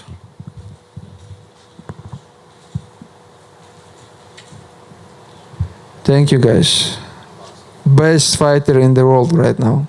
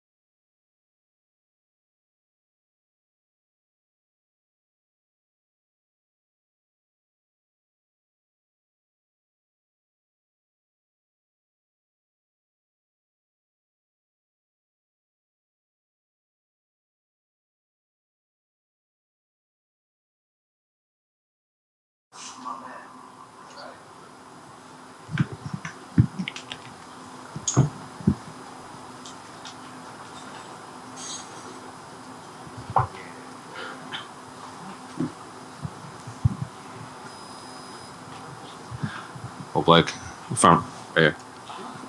I was watching the fight. So only a couple, less than an hour removed from your big UFC win. What are the emotions now?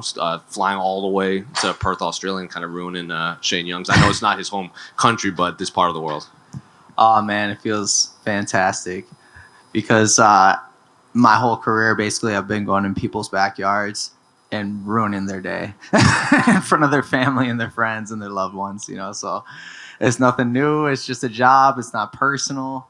It's just what I do. Do you enjoy that role, playing the spoiler for everyone? Oh yeah, I'm like the superhero turned villain. But yeah, I love it. I love it, man. I love it because I work so hard for everything that I got, and I really do go above and beyond. If anybody knows me, they know my work ethic is second to none, and so when I get to go in people's backyards and be the underdog, I thrive off of that.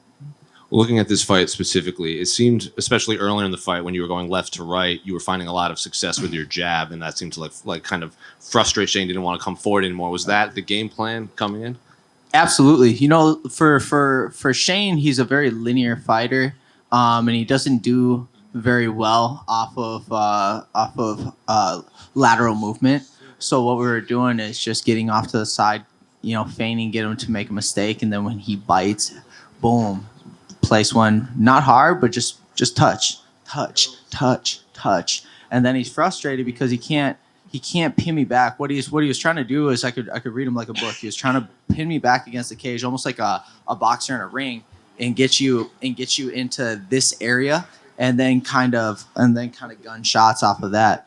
But I wasn't allowing it, and I was getting back to the center and just making him move a lot, and he wasn't feeling that. And also, you were pretty exceptional with your defensive wrestling, Shane. Like, he looked to take you down a few times, and you either reversed it or popped it back up. Were you just that? Did you know you would have that much of an advantage in the grappling and the defensive wrestling? Yeah. I mean, I felt like he had nothing on me. I mean, I trained with the best guys, Adam Lynn, went over to Vegas and trained with Andy Varela. He's like top 10 in the world for ADCC. I mean, killers.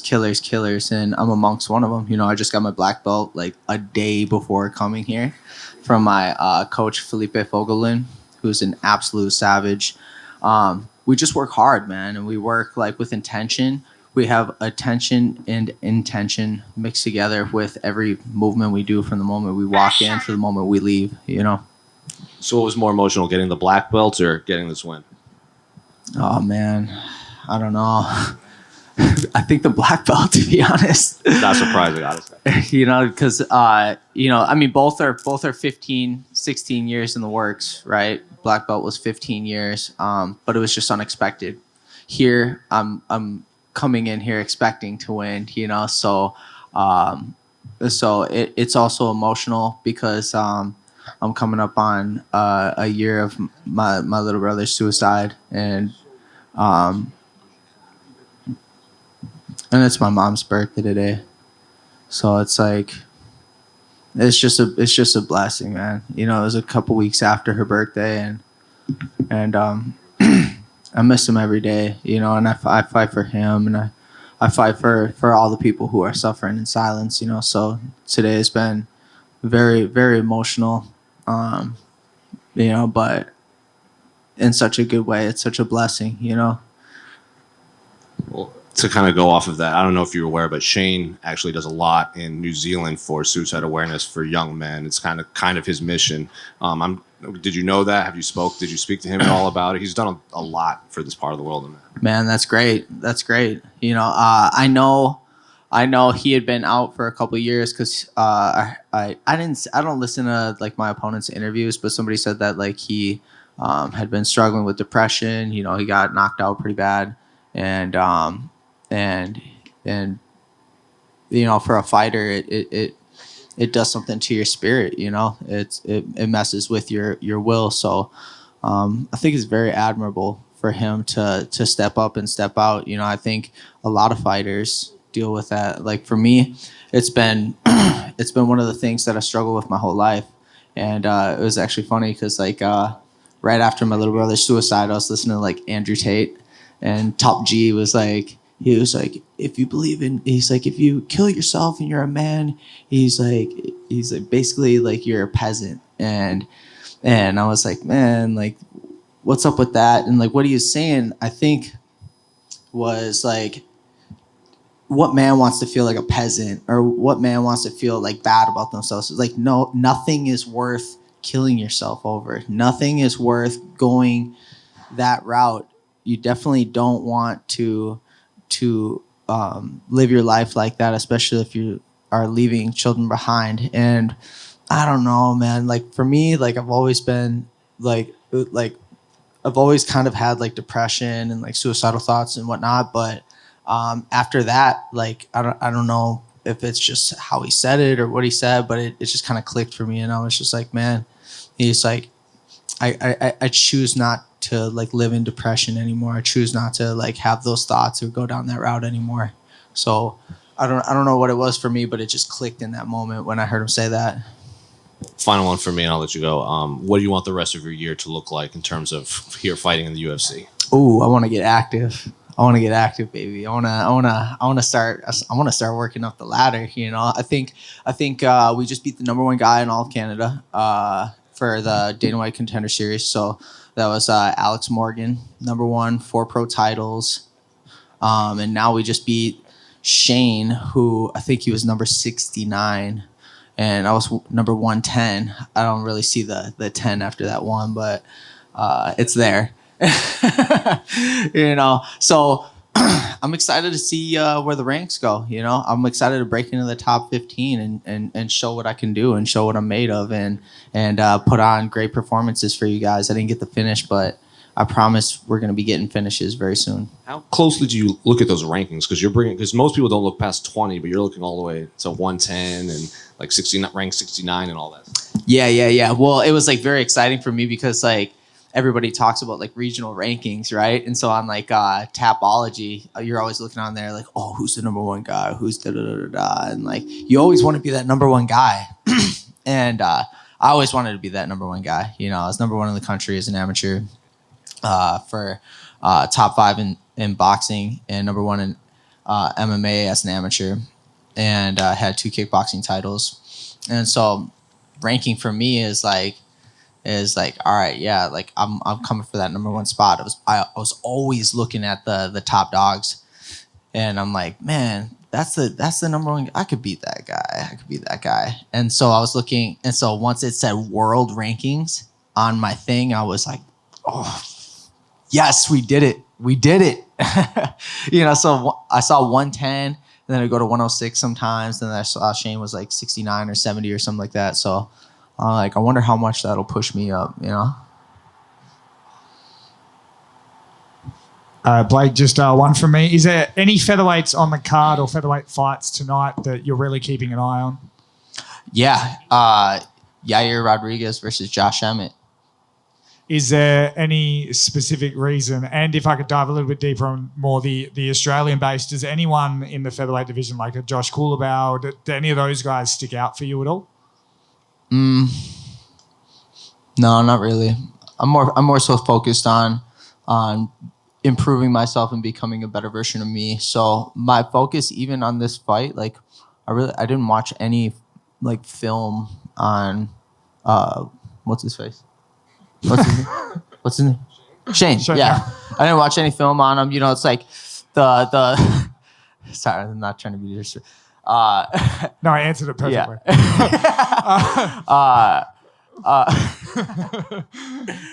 I'm more so just like focused on improving my skill set every day and just make sure that I'm the best version of myself. Like every time I look in that mirror. I think I just bring that point up because you said you were 110th, so I thought that you kind of have a closer eye on the look of the rankings than most people. So is there anyone kind of that's maybe just a couple of positions higher than you that's on your mind? Yeah, it's the area that I'm looking at is always top 15. Is always top 15. So I've been eyeing all the top 15 guys and just seeing what they do, what they don't do, what they can improve on, and why they're in why they are in the position that they're in, and then acclimating myself to take on the characteristics and attributes that they have in order to obtain that position as well. Awesome, thank you.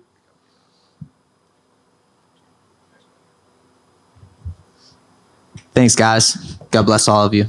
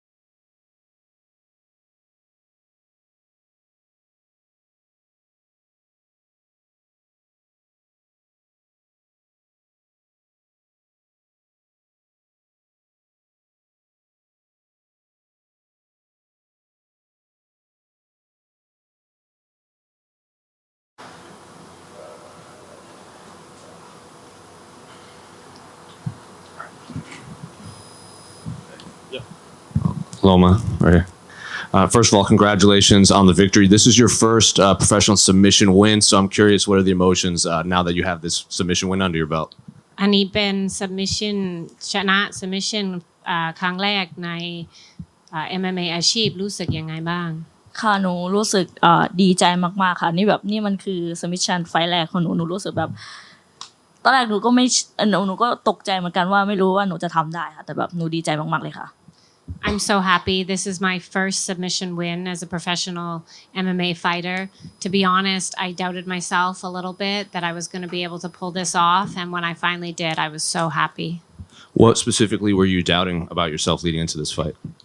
ตอนลงมาบอกว่าไม่มั่นใจว่าจะ submit เขาได้เพราะว่าอะไรเพราะว่าหนูไม่หนูเคยแพ้มาค่ะแล้วแบบหนูไม่ชอบจูจิสุค่ะหนูถึงขั้นแบบหนูไม่ชอบเลยค่ะหนูพยายามหลีกเลี่ยงมันทุกอย่างค่ะเพื่อจะจูจิสุหนูไม่ชอบเลย via submission and I've never really liked jiu-jitsu. It's never been my favorite part of training, but I realized if I want to be the best, I can't run away from this. So I just really focused a lot on getting better and putting myself in a position where I can submit my opponent. So given that you didn't like jiu-jitsu, this is Elise's first submission loss, your first submission win. Is there more emotions after this victory? แล้วหลังจากพูดว่าไม่ค่อยชอบจูจิตสึแล้วก็ตอนนี้ชนะ submission แล้วก็เขาไม่เคยแพ้ submission ด้วยมันรู้สึกยังไงบ้างมันแบบดีใจมากกว่าเดิมไหมอะไรแบบนี้ใช่ค่ะหนูดีใจมากๆค่ะเพราะว่านี่ก็คือแบบการ submission ครั้งแรกของหนูใน UFC ด้วยแล้วก็แบบทุกคนก็บอกว่าทุกคนชอบบอกว่าหนูชนะแค่คะแนนหนูชนะยืนแค่3ยกชนะคะแนนแค่นั้นแต่ไฟล์นี้หนูกับ submission ในยกที่2หนูโคตรภูมิใจเลยค่ะหนูโคตรดีใจมากๆเลยค่ะ I'm so excited and I'm extremely excited too that my first professional submission win happened here in the UFC. So many people like to say I can only win a fight standing. I can only win a fight standing. So it felt so good to show people what I can do. I'm so unbelievably proud of myself. In the post-fight interview, you said that you felt you had lost the first round and you had to, come back and pull it out. What did they tell you between rounds 1 and 2 that kind of you came out and adjusted your game plan? ที่สัมภาษณ์เมื่อกี้นี่เรามาบอกว่าคิดว่าตัวเองแพ้ยกแรกแล้วก็พี่เลี้ยงได้บอกอะไรก่อนจะเข้ายก2โอ้หมดยกแรกหนูเดินเข้าไปในมุมหนูบอกว่าหนูหันไปถามพี่มะลิกับพี่จอร์จว่าหนูแพ้ใช่ไหมหนูแพ้หรือเปล่าแต่พี่จอร์จบอกว่าสู้สีไม่รู้ว่ากรรมการจะออกใครแต่หนูคิดในใจว่าหนูน่าจะแพ้ค่ะเพราะว่าแบบหนูอยู่ข้างล่างแล้วแบบเขาใส่ประมาณ คอนโทรลหนูประมาณ 1-2 นาทีค่ะหนูคิดว่าหนูแพ้พี่จอร์จก็บอกว่าให้โฟกัสให้แบบชกมวยฉลาดชกมวยฝีมือแต่หนูก็ทำ for about a minute and a half, 2 minutes. I listened to my corner. George told me to pick my shots, to use my head. In Thai, we say moi fima. So I went out there in round 2 listening to what my corner told me, but I also had a fire inside of me and a drive to really be dominant this round. And so when the opportunity came, I was able to do exactly what I set out to do. And finally, for me, you've now won 4 of 5. What do you want the rest of your year to look like here in the UFC? ลงมาชนะมากสี่ครั้งใน5 ครั้งใน UFC แล้วก็ปีนี้ต้องการอะไรบ้างปีนี้หนูตั้งไว้ก็คือจะไม่แพ้ใครในปีนี้แล้วก็เข้าสู่ท็อป15ให้ได้ค่ะ My goal this year is to remain undefeated for this year and to make my way into the top 15.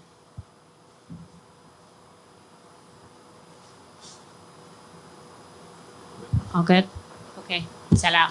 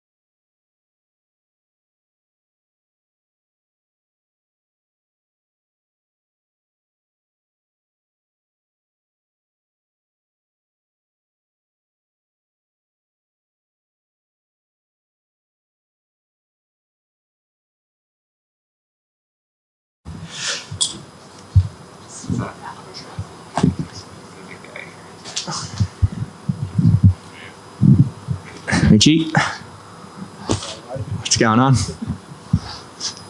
Well, Jack, we're obviously only less than an hour removed from your UFC debut win. So what are the emotions now that you got this big win here in Perth, sold out arena and everything? Yeah, I'm just wrapped. Come in with a home crowd for the UFC debut, and I knew the reception was going to be big, but I don't think anybody, myself included, knew it was going to be like that. I felt like I was in the Coliseum out there. So to walk out and connect with the crowd like I did, and then put on a performance like I did, I'm super happy, and I'm under no misconceptions that there's things that I could have done better tonight. But, you know, for a UFC debut, I think that puts me in real good stead to be on an upward trajectory and keep making moves in the game. What do you think you could have done better in this one? I think when I'm on top, probably similar to my last fight, to be honest, I feel like when I'm on top, I need to get a little bit better at using my control to leverage some shots, some big elbows from top, maybe get a bit more damage done on top and force people to turn their back for me rather than waiting for them to do it. Again, I think that's a pretty small thing that I can fix. I think I've got the control down pat from a lot of positions. Maybe gave a little bit too much respect in certain areas, but yeah, I just want to go back with my coaches. Also maybe with my striking, get my straight punches a little bit sharper, follow the ones with a few more twos, but it's all basic stuff. You just take every fight as it comes and try and pick the things that you can improve without looking at yourself and only looking at the bad stuff. I feel like entering this fight, we all kind of knew the game plan, just kind of beat the legs up a whole bunch. Were you surprised that Don was able to take that much damage and he kept trying to fight back? Yeah, well, I just saw him then, and he's on his way to the hospital to get an X-ray. They think it's broken, so that's another one. Is that 4 legs now? That's 5. So, you know, it's no secret what I'm out there to do. I'm out there to do damage, and I've got these big tree trunk thighs, and I plan to use them. It also looked like when you blasted him up the middle at the ends, he kind of shoved you away. Do you think he just didn't hear the thing, or do you think he was rattled? He apologized immediately, so I think it maybe rattled him a little bit right as the bell went, and he kind of was a bit disoriented, and then he kind of pushed me like, why aren't you fighting still? And the ref was like, fight's over, G. And he was like, fuck, sorry, man. So yeah, that was all right. But, you know, Don's a G. He flew all the way from the east coast of America to the west coast of Australia, and, you know, that's a tough flight to make, and we were talking yesterday about how hard it is to make a living doing this, and he had a friend who paid for one of his own plane tickets, and then his old man came out, and I just spoke to them then. So I wish them nothing but the best. So moving forward, now that you have your first win under your belt, what do you want the rest of your year to look like? Oh, I said at the start I want to come in and I want 3 or 4 fights this year. So I've got teammates fighting for belts in 2 weeks. I've got teammates fighting for belts in 3 weeks. So I'm going to get back in the gym, and whether my leg allows me to train or whether maybe I just take more of a coaching role for the next week or two, I'm going to help them. I think at Absolute we're going to have another 2 guys at least on Contender Series this year in Khan Offley and Joseph Luciano. So I'm back in the gym to help them. And I want to get back to the United States in May or June for another fight. I'd love to do Madison Square Garden or T-Mobile Arena. Jackie, mate, do you feel like a 2-trick pony now? Nah, I got a few more than 2 up the sleeve, but at least I just don't have that one outside trip. But yeah, happy with showing a little bit more off. Now, how was the reception from the boys back home? Bacchus Marsh obviously travelled from Victoria all the way to Western Australia. You're not a hometown boy in Perth, but can you explain? Did I feel like I wasn't the hometown boy out there? It did not. It felt like you did. This was Bacchus Marsh. Yeah, it was incredible. Even everyone from Perth, Jack Della is the real hometown boy, so I'm excited to see the crowd pop off when he gets there. I think all of you guys, when you come to Melbourne and you see me walk out in Melbourne, that's going to be another level again, because that's my place. And it was a great reception, but I think you see me walk out at somewhere like Rod Laver Arena. Our gym's about 300 metres up the road from there, so it's going to be really nuts. Now, you tried to get me to pressure the UFC to get the performance from 50K to 100K. Do you think, though, that you'll get to you were in the running for performance of the night? Look, probably not, to be honest. You got to be realistic with yourself here. There's some big fights coming up. I think maybe, I don't know, has there been any real banger fights or not? Somebody can tell me. Yours right up there, Jamie Mullarkey. Am I top fight of the night so far? Right, well, fuck. The main card always kind of pushes. You get more value on the main card, though, don't you? If anything, I'm a realist, boys, so I'm happy with my show and win, and I'll take that home. And finally, just for people that don't know, can you run through quickly the Ben P story, and did he give you any tips for this fight? Yeah, so the Ben P story, before my Contender Series fight, I had this kid from Perth message me on Instagram in my DMs, and he said, "Hey, mate, I've watched every single one of Freddie Linares' fights, and he's only lost one, and it was because he got cut above his eye, and the doctor stopped it." And he sent me this screenshot from a Peruvian MMA website. It was all in Spanish. This kid's from Perth. He's not reading Spanish. And it's just a photo of Freddie with his eye split open. He goes, "So I reckon if you hit him in the eye, it'll open up." And I remember on top, and I landed this big elbow, and his eye just split. And I went, fuck, Ben P was on the money. So yeah, I sorted Ben P and his dad tickets for the fights today. So they were out there and they got to watch it. It was pretty cool. Awesome. Congrats, Jack. Thank you. Yeah. You said mentality-wise, before the Contender Series, you were as bad as you got. How did you deal with it this morning? What was the emotions this morning, the nerves? I think it was probably, I said to, I was trying to be a bit more honest with my coaches because I just lied through my teeth to them in Vegas. I was like, "No, I'm good. And I wasn't good. So I tried to be a bit more honest with them this morning. I said to my coach, Andy, I said, "Hey, I feel a bit more jittery than normal." And he said, "It's a bit bigger than normal. Just take it on board." And as soon as I feel sorry for my poor brother, my favorite way to get ready for a fight is to spar. And I put those little 4-ounce gloves on and I just beat the shit out of him for, 3-minute rounds before the fight. And he just stood there and copped it. So thank you, Benny. But that makes me feel nice and relaxed. So when I went out there, I felt pretty loose and fluid. You sure you want to fight in New York? It's a lot of taxes there. Lots of taxes in New York. Hey, look, my money's going to come for me over the course of my career. I'm going to get the money one way or another. So a few taxes here and there to get on the big show doesn't bother me. You made a funny face there at the end when the scorecards were getting read out. What was that about? 29-28. What? Who? What did the second round? I mean, he had Mount for 30 seconds, and I don't know how you could score that. Not 30-27. That's bizarre to me. What do you think? We had an interview in here while your fight was on, so I only caught bits. Yeah, right. No, it was clearly 30-27. I'll watch it back and I'll apologise if I was wrong, but I'm pretty sure that was a 30-27. Thanks, guys. Appreciate it.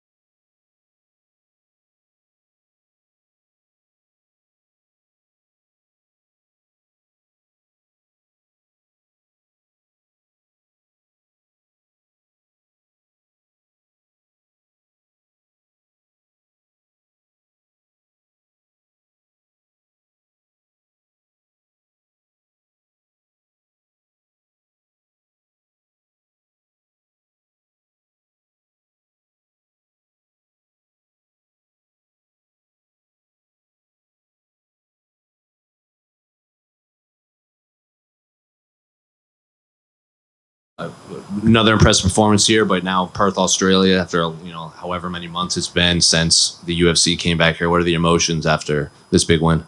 Yeah, good, man. Just it's relieving to get the win. And yeah, coming into this fight, it was a chance for me to show my skills. I've been in a couple of wars lately. Not to say that there wasn't skill shown in them. They were like I call them like a skillful brawl, technical brawl, so to speak.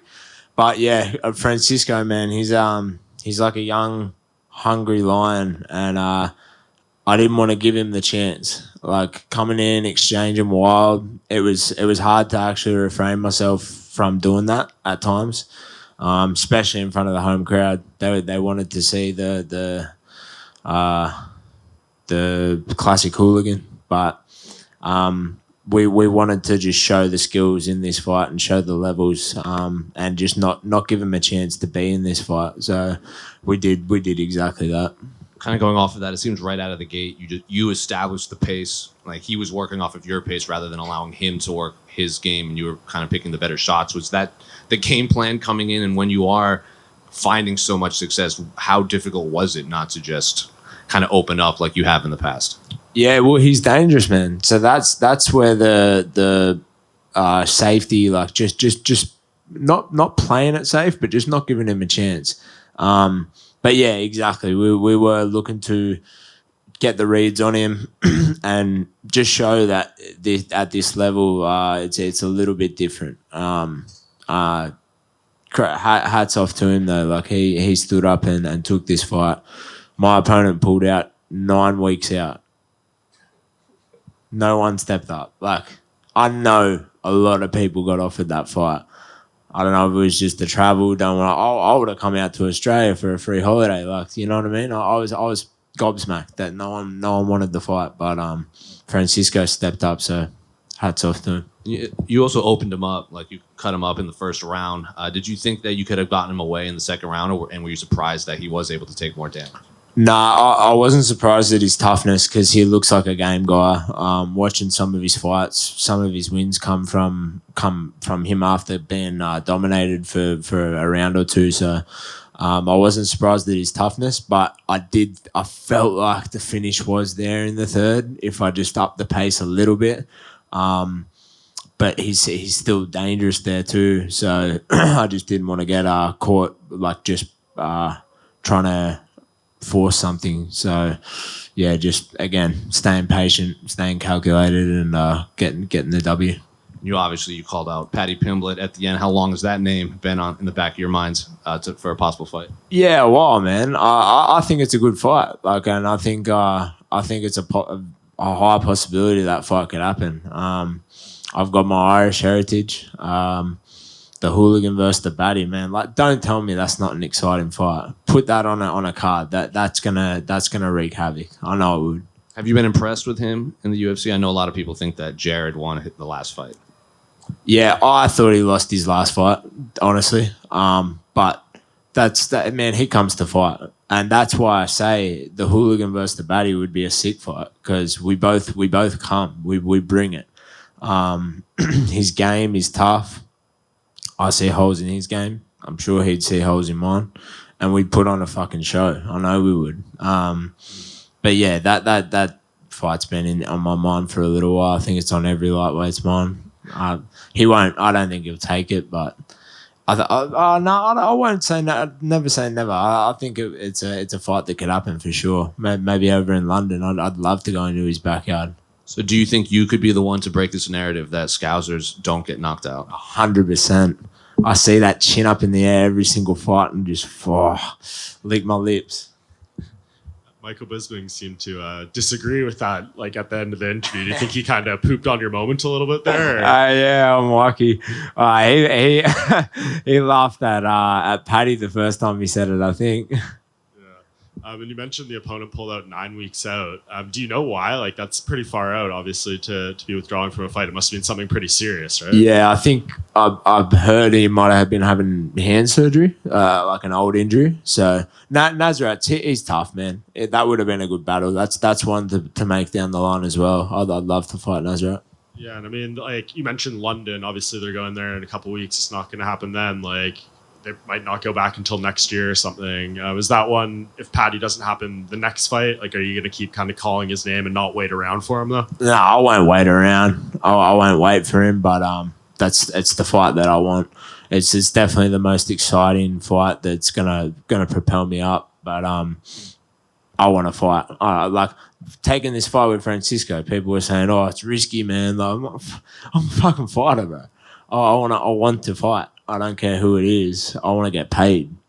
He's obviously Francisco, a pretty young guy. When you go in there, like, do you kind of feel that you're fighting a kid to some degree, or how does that feel? Yeah, I definitely felt more experienced.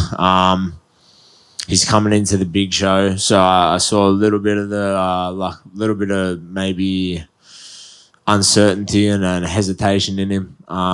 But he's a young, tough kid, and he reminds me of me when I was his age, like just going for the finish. So that might have been that again. That's a advantage on my part because I'm not an easy fight to come in for your debut into the UFC. No way. So respect to him for taking the opportunity.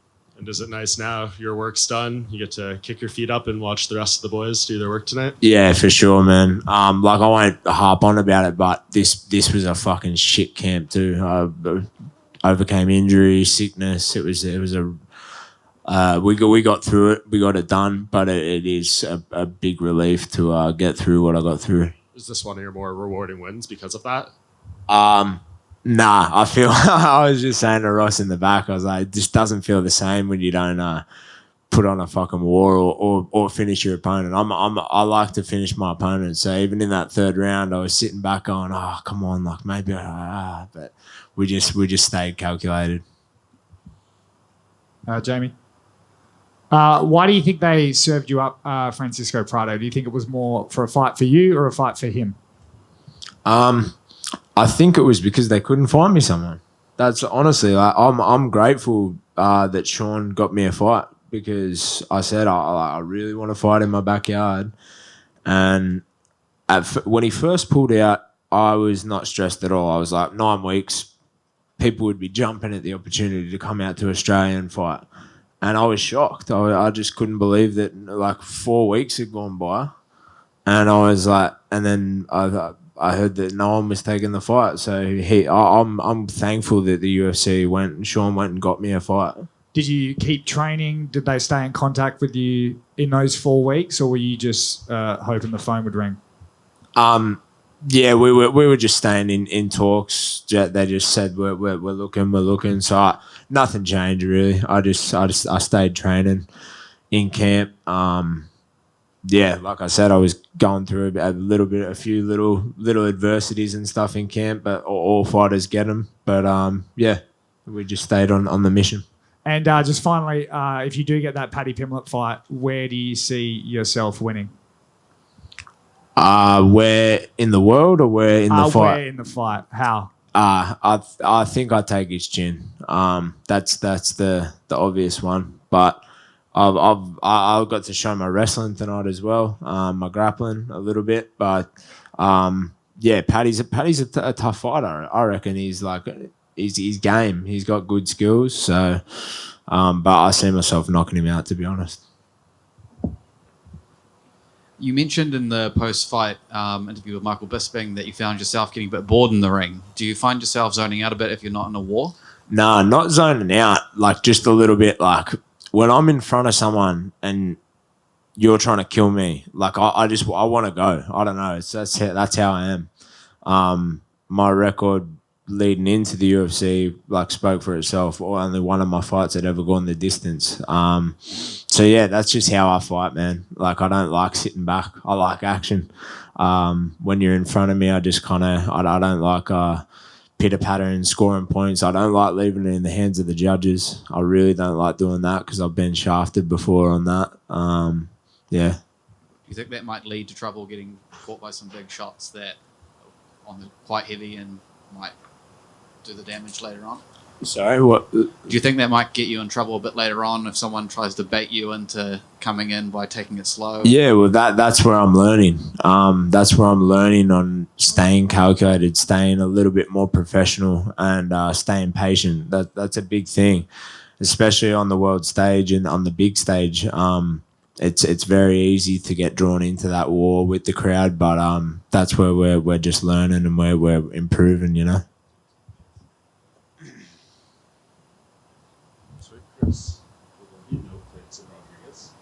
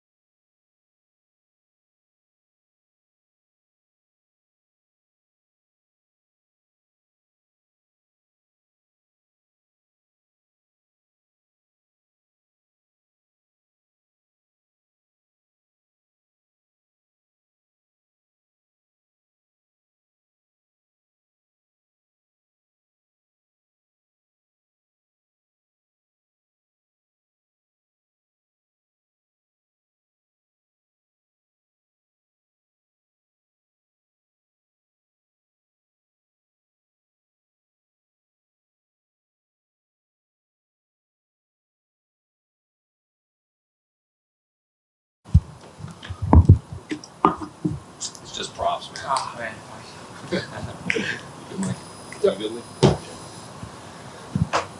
Well, Josh in front right here. Pretty bad low blow. Looked like there was a clash of heads in there too. So physically, how are you feeling after that one? I feel amazing right now. Yeah, I feel on top of the world. Man, that Perth crowd. Wow. Just, yeah, wow. Obviously, you don't want to get fouled like that during the fight, but given how everything that played out in the fight and then how you ended it, just what are the emotions after this? How does this rank compared to all your other wins? Man, this is like right up there, top of the feelings right now. Just to, yeah, sort of Melsik, did me a favor and added to it and played the villain sort of thing. He came in, he did that shove, and then just was just like, obviously he played a big part in building this fight up of being the villain, and sort of gave me a chance to be the superhero in this story. So thank you to Melsik.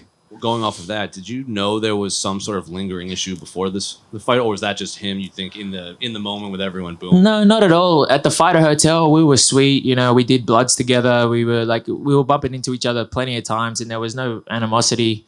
I just feel maybe him obviously coming to my territory, he felt like some sort of way, and was like, yeah, he was like, oh, these guys are booing me. So I feel like he sort of got that he got rubbed the wrong way, and then the only real way to take it out was on me. So I don't blame him. Then during the fight, it seems like he would throw a leg kick. You would kind of motion to keep coming, and then he would throw back, and he would say something back to you. What were you saying in there between each other? It was just more just like he'd kick, I'd check, he'd kick, I'd kick, he'd check. And then it was just more of just like a little bit of like head nods going like, oh yeah, you got me. Okay, yeah, I checked your kick. And it was just more of those sort of notions where it's like, oh yeah, come on, well, go on, kick harder. You can kick harder, let's go. So did you end up getting your beer at the end? It looked like you... They still haven't given me my beer, and they say they don't have any beer here because everybody's working. So I blame all you guys for working. Give me a beer. And then final one for me. What do you want the rest of your year to look like moving forward?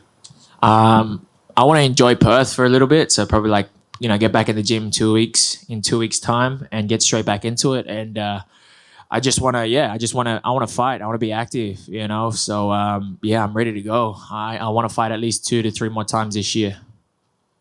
Josh, right here. Hey, Mike.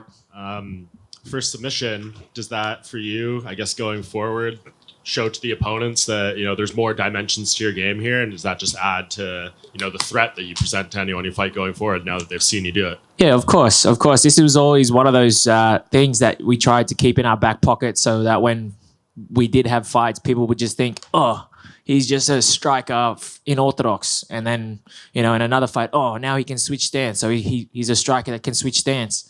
And then, just bringing out different cards, different tools in each fight. So next fight, they'll be like, all right, well, he can sub people. Maybe we can grind him up against the cage. But we've seen that in another fight. So it's like just showing different, aspects of my game. Yeah. And you thanked him for the push, but like that stuff can be kind of dangerous, right? Like you saw with Jeremy Stevens and Drakkar Klose and stuff. Like, was there any concern like, hey, bro, like you're putting the fight in jeopardy when you do stuff like that too? I don't think he pushed me hard enough to do that. It was more just like a little, just like a little love push, like get out of my face, you're in my face sort of thing. It wasn't anything too malicious where it was like gonna jack my neck up or like anything like that. So yeah. I know you mentioned how you were a huge fan of the UFC before you came here. Must feel pretty surreal to actually get a chance to fight in Australia. The stare down went viral. Everybody was watching that.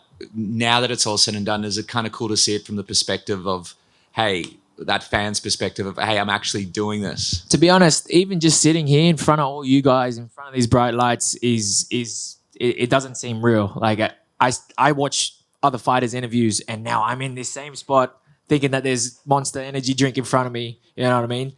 And I'm talking to you guys. So it's literally, everything that's happening right now just like doesn't seem real. And I think it's going to take a little while for me to sort of like just sit back and just realize that, I'm one of them guys.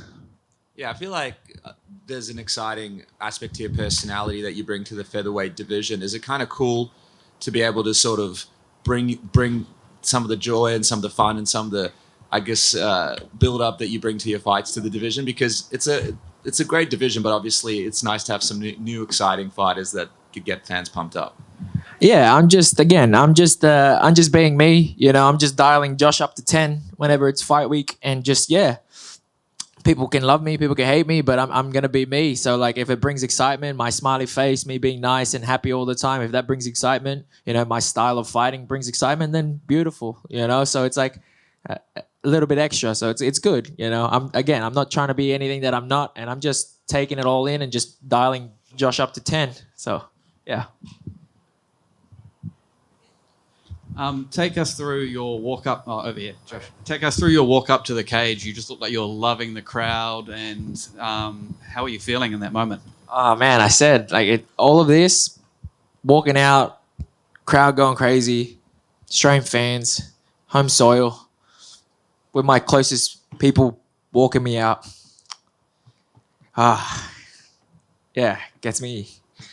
Gets me going. But yeah, like it's surreal just to do it with all the important people in my life. My friends and family are watching me. It's a one to tick off the bucket list for sure. Does living in the moment like that can't take away from the mental prep and the focus that you require once you get in that cage, or can you kind of switch between the two?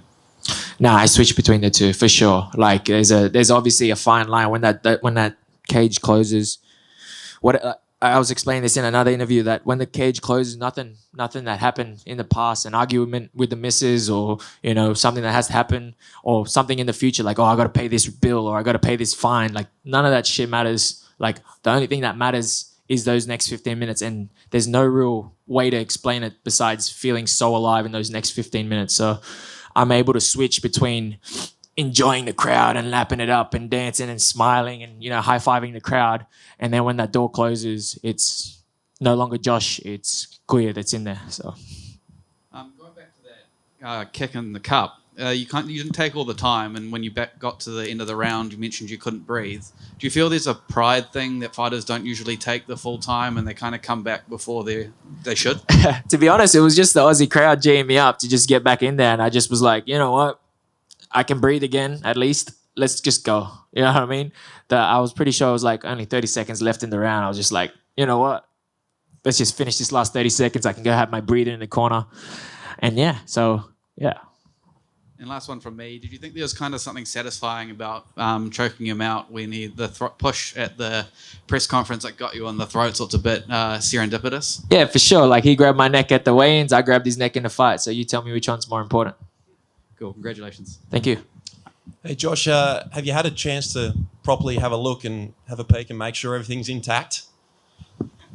Yeah, the doctor actually, it's a bit weird. The doctor was like, yeah, in 13 years, I've never had to do this. And then I just like had to pull my pants down in front of him and was just like, yeah, it looks all normal to me. And he goes, had to have a little bit of a feel. So yeah, everything was all good. They're all good guys. Don't worry about my nuts. They're all good. Tell us about your instincts in the ring. I mean, one wrong move by your opponent and the fight can just change so quickly. Tell us about how you were able to pounce on him and get that rear naked choke. Again, it's just one of those things that I just drill in the gym. Is just like to go for the finish. My coach is a guy that his style is to always look for finishes in any sport that in any martial art that we do, whether it's striking or whether it's grappling. We're always looking for the finish. So that's my coach's style is to jump on submissions, and like winning by points doesn't really matter in like jiu-jitsu comp. So he's like a guy that like always pushes for finishes. So everything just happened so quick. I jabbed him, he fell down, he turned to his knees. I felt it slide under his neck, and then I was like, man, this is actually deep. I heard him gurgling, and then I was like, you know what? I'm not gonna let go until the ref pulls me off. So that was my train of thought. And then obviously, again, the crowd was absolutely losing it when I had the arm around his neck, and I was like, you know what? I'm just gonna squeeze for dear life. Great win. Thank you. And Josh, you talk about love for your teammates. Unfortunately, one of your cornermen and close teammates, Alan Philpott, lost a fight. Did that affect you at all going into this? The thing is, it did affect me. It did affect me. The thing is that like I rang him straight away, and he just said straight away, like, don't worry about me. Focus on yourself. And yeah, I love you, Alan. Love you, bro. And I'll just finish it off with this. Do you still miss being an electrician? Again, I'm saying this is a dream come true. Standing in front of all you guys, fighting in the cage, and you want me to go back to pulling cable and doing PowerPoint and switchboards? Yeah, the Jiffy truck. I prefer to punch people for a living. Thanks, bro. Thanks, guys. I appreciate you. Thank you.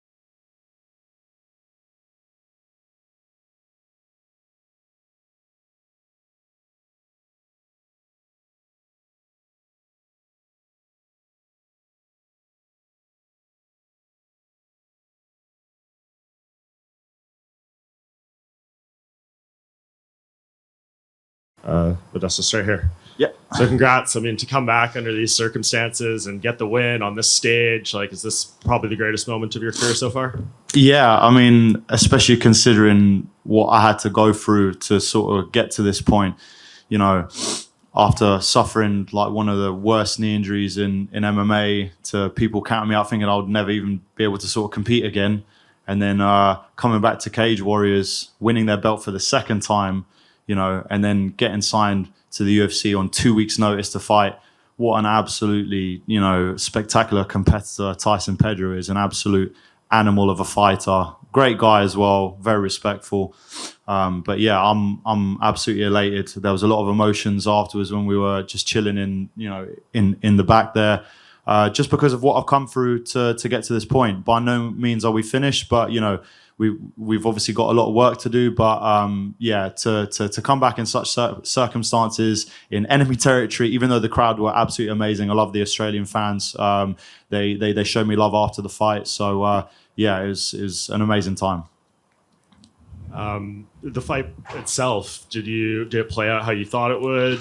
Did things go differently? Yeah, I was hoping to catch him with particular shots, maybe a bit cleaner, but I definitely felt like I landed like a good one or two like solid shots. I wanted to show my skill set more because and show the switching of stances, which I've never done before. Which I've been working on a hell of a lot since my knee injury. It's a bit harder because he's got a very heavy, sort of right kick. But yeah, like overall, it was a good performance. Obviously, there's things that you can work on, but I'm glad I was able to neutralize the grappling at the beginning to then go out and do what I had to, because I knew I was one round down. So, in the second and third, I had to really put out there. I could hear my dad and Will, my other training partner, screaming, telling me like, "Come on, Madassus, you need more." So I'm lucky I have such an amazing team, amazing family in my corner to help me in these fights. That's right here. Is the stance switching you said, is that because of the knee injury you had? Not necessarily. I just realized that that's a big part of the game now. You see Israel Adesanya using it a lot. You see a lot of other guys using it. You see even Volkanovski. I just realized that Yuri Prohaska, all these like top guys, even Jamal Hill fighting out of the orthodox stance, in his last fight. So it's just something in the game that needs to be done. Otherwise, you won't be fighting and competing against the best of the best. So, the quicker you get used to it, the better it is for you. Well, obviously, after you left the UFC and came back, I'm sure you still paid attention to the light heavyweight division. What do you make of the landscape from when you left and now that you're back? Yeah, I mean, obviously it's changed massively. You got Glover Teixeira retiring, which is mad. You got Jamal Hill as the champion. Obviously, he was a massive prospect. At the time, you got guys like obviously who are fighting now, Jimmy Crute and Menafield. It's a very exciting, light heavyweight division. You got even more guys out of City Kickboxing coming through as well. It's a very exciting division. There's a load of amazing fights, and I'm looking forward to compete and make my mark in the light heavyweight division. Did you walk out to gigs? Yes, I did, sir. Well spotted. I had a little Gladiator remix with it. Do you know what? When I came out to my Cage Warriors title defense, I had it lengthened because obviously I wanted the Gladiator part to be a bit more, succinct, but it's okay. We shortened it a little bit just because obviously the walkout's a bit shorter, but mate, how could you not want to fight after listening to Talking the Hardest? You know what I'm saying? So.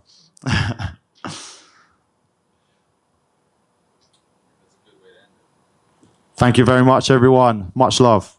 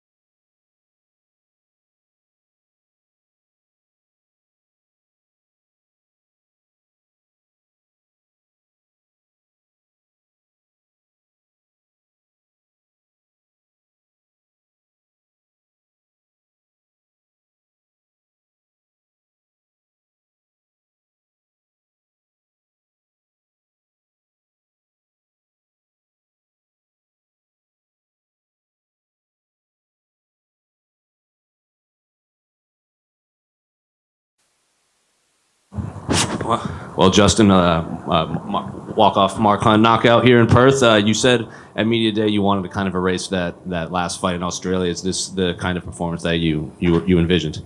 Yeah, definitely. There's nothing like a walk-off KO in Australia in your hometown or home soil, and yeah. with that punch that put him away, even the commentary said that Parker Porter likes to rush in with looping punches, and then that split window, you capitalized on it. So did you know that window is going to be open early? Yeah, for sure. You know, we wanted him to get comfortable with his striking and moving his body forward, and when he did, you know, he reached, and I teach. And I know you don't like to look back on that previous loss here, but compared to that to now, just how much has your progression been, and what are you most proud of in your development here? You know, for me, it's all those like intangible things that you don't see, you know, like mental things and being able to absorb the crowd's energy without making it blind your vision and that. And yeah, it's good to come back and knock someone out in front of my sons. They didn't believe me that I knocked people out, bro. They're like, "Oh, shut up there." They're like, "What? Man, watch this then." What'd they say when they watched you? I don't know. I need to go talk to them, man. Well, I won't hold you then. When do you want to get back in there? I know it was a quick fight. I'm thinking that card that Izzy's on, you know. Miami in April? Yeah, one of my little brother might be on that, so I want to be on the same, you know, save some flight money and that. Congratulations, mate. What's up, my brother? This guy was in my geography class at high school, bro. I was the smartest in that class, I think. He actually was, yeah. Nah. Mr. Vrees would be proud. I hear this camp was quite hard. You did most of the training on your own and with your brother. That's actually been quite successful for you. So do you think you're going to keep the small camps and not train with a big team going forward? Yeah, you know, it's you can't shy away from any hard work. You know what I mean? Like, and you can't deny hard work. And even though you lose some resources here, you don't have enough resources in certain parts of your camp, the harder you work, you know, the more confident you are coming into that fight. And man, I was putting hours on hours on hours in my camp, and knowing, you know, my family all drinking up, eating 5 pigs at a table and that. Man, I knew I just knuckle down and eat my chicken breasts and come good. When your family's having those kind of meals and around you, how much discipline does it take to kind of just be like, nah? Do you have to go to a different room, or is it? Just... No, man. I made a mistake missing weight my last fight, and I was never gonna do that again. So that's a big indicator. You know, sometimes I had a photo of me in the sauna as my wallpaper just to remind myself, "Rock, don't eat that, bro." Congratulations again, mate. Good I to see you. appreciate it, my brother. And Justin, where does this knockout fit for you in your career? Oh man, it's another knockout, bro. You know, I've knocked a lot of people out, you know, in all aspects of life, and yeah, it's good. It's good to come unscathed, you know, not getting hit, and yeah, it's all right. Yeah, fighting in front of 15,000 people different to fighting at church? To be honest, I think it's more scarier fighting at church because you don't want to get your clothes messy and all that because the minister won't give you a hiding. So, yeah. And finally, can you talk us through the post-fight celebration? The dance, like where did it come from? Oh yeah, no, you know, like just wanted to display my culture, being a proud Samoan. You know, I just want to always be that inspiring figure to any youth out there. Yeah. Awesome. Thanks, mate. I appreciate it, bro. Okay. Yeah. Easy. Have a good one. Come to the Pirate Life after party. I got 5 whiskey. And what makes it so fun is Jones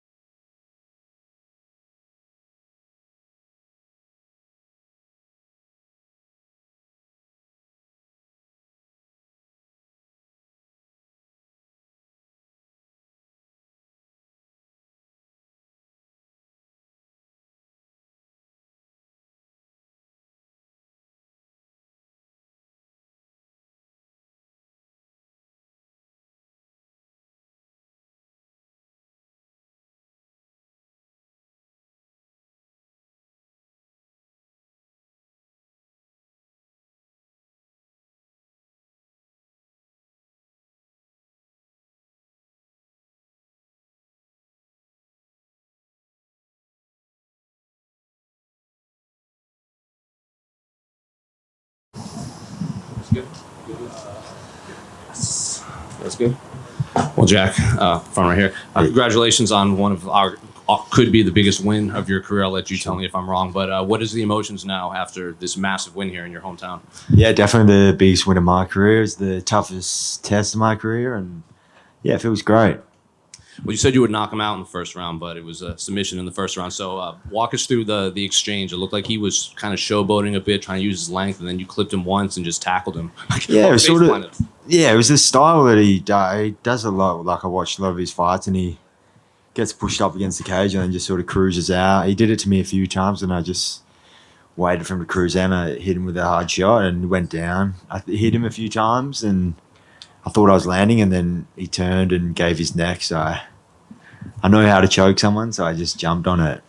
Well, it looked like when you clipped him with the right hook, I think most fighters would probably kind of come with the left, but you followed up again with like a similar right hook again. So what did you see from Randy just kind of collapsing to just follow up both punches simultaneously?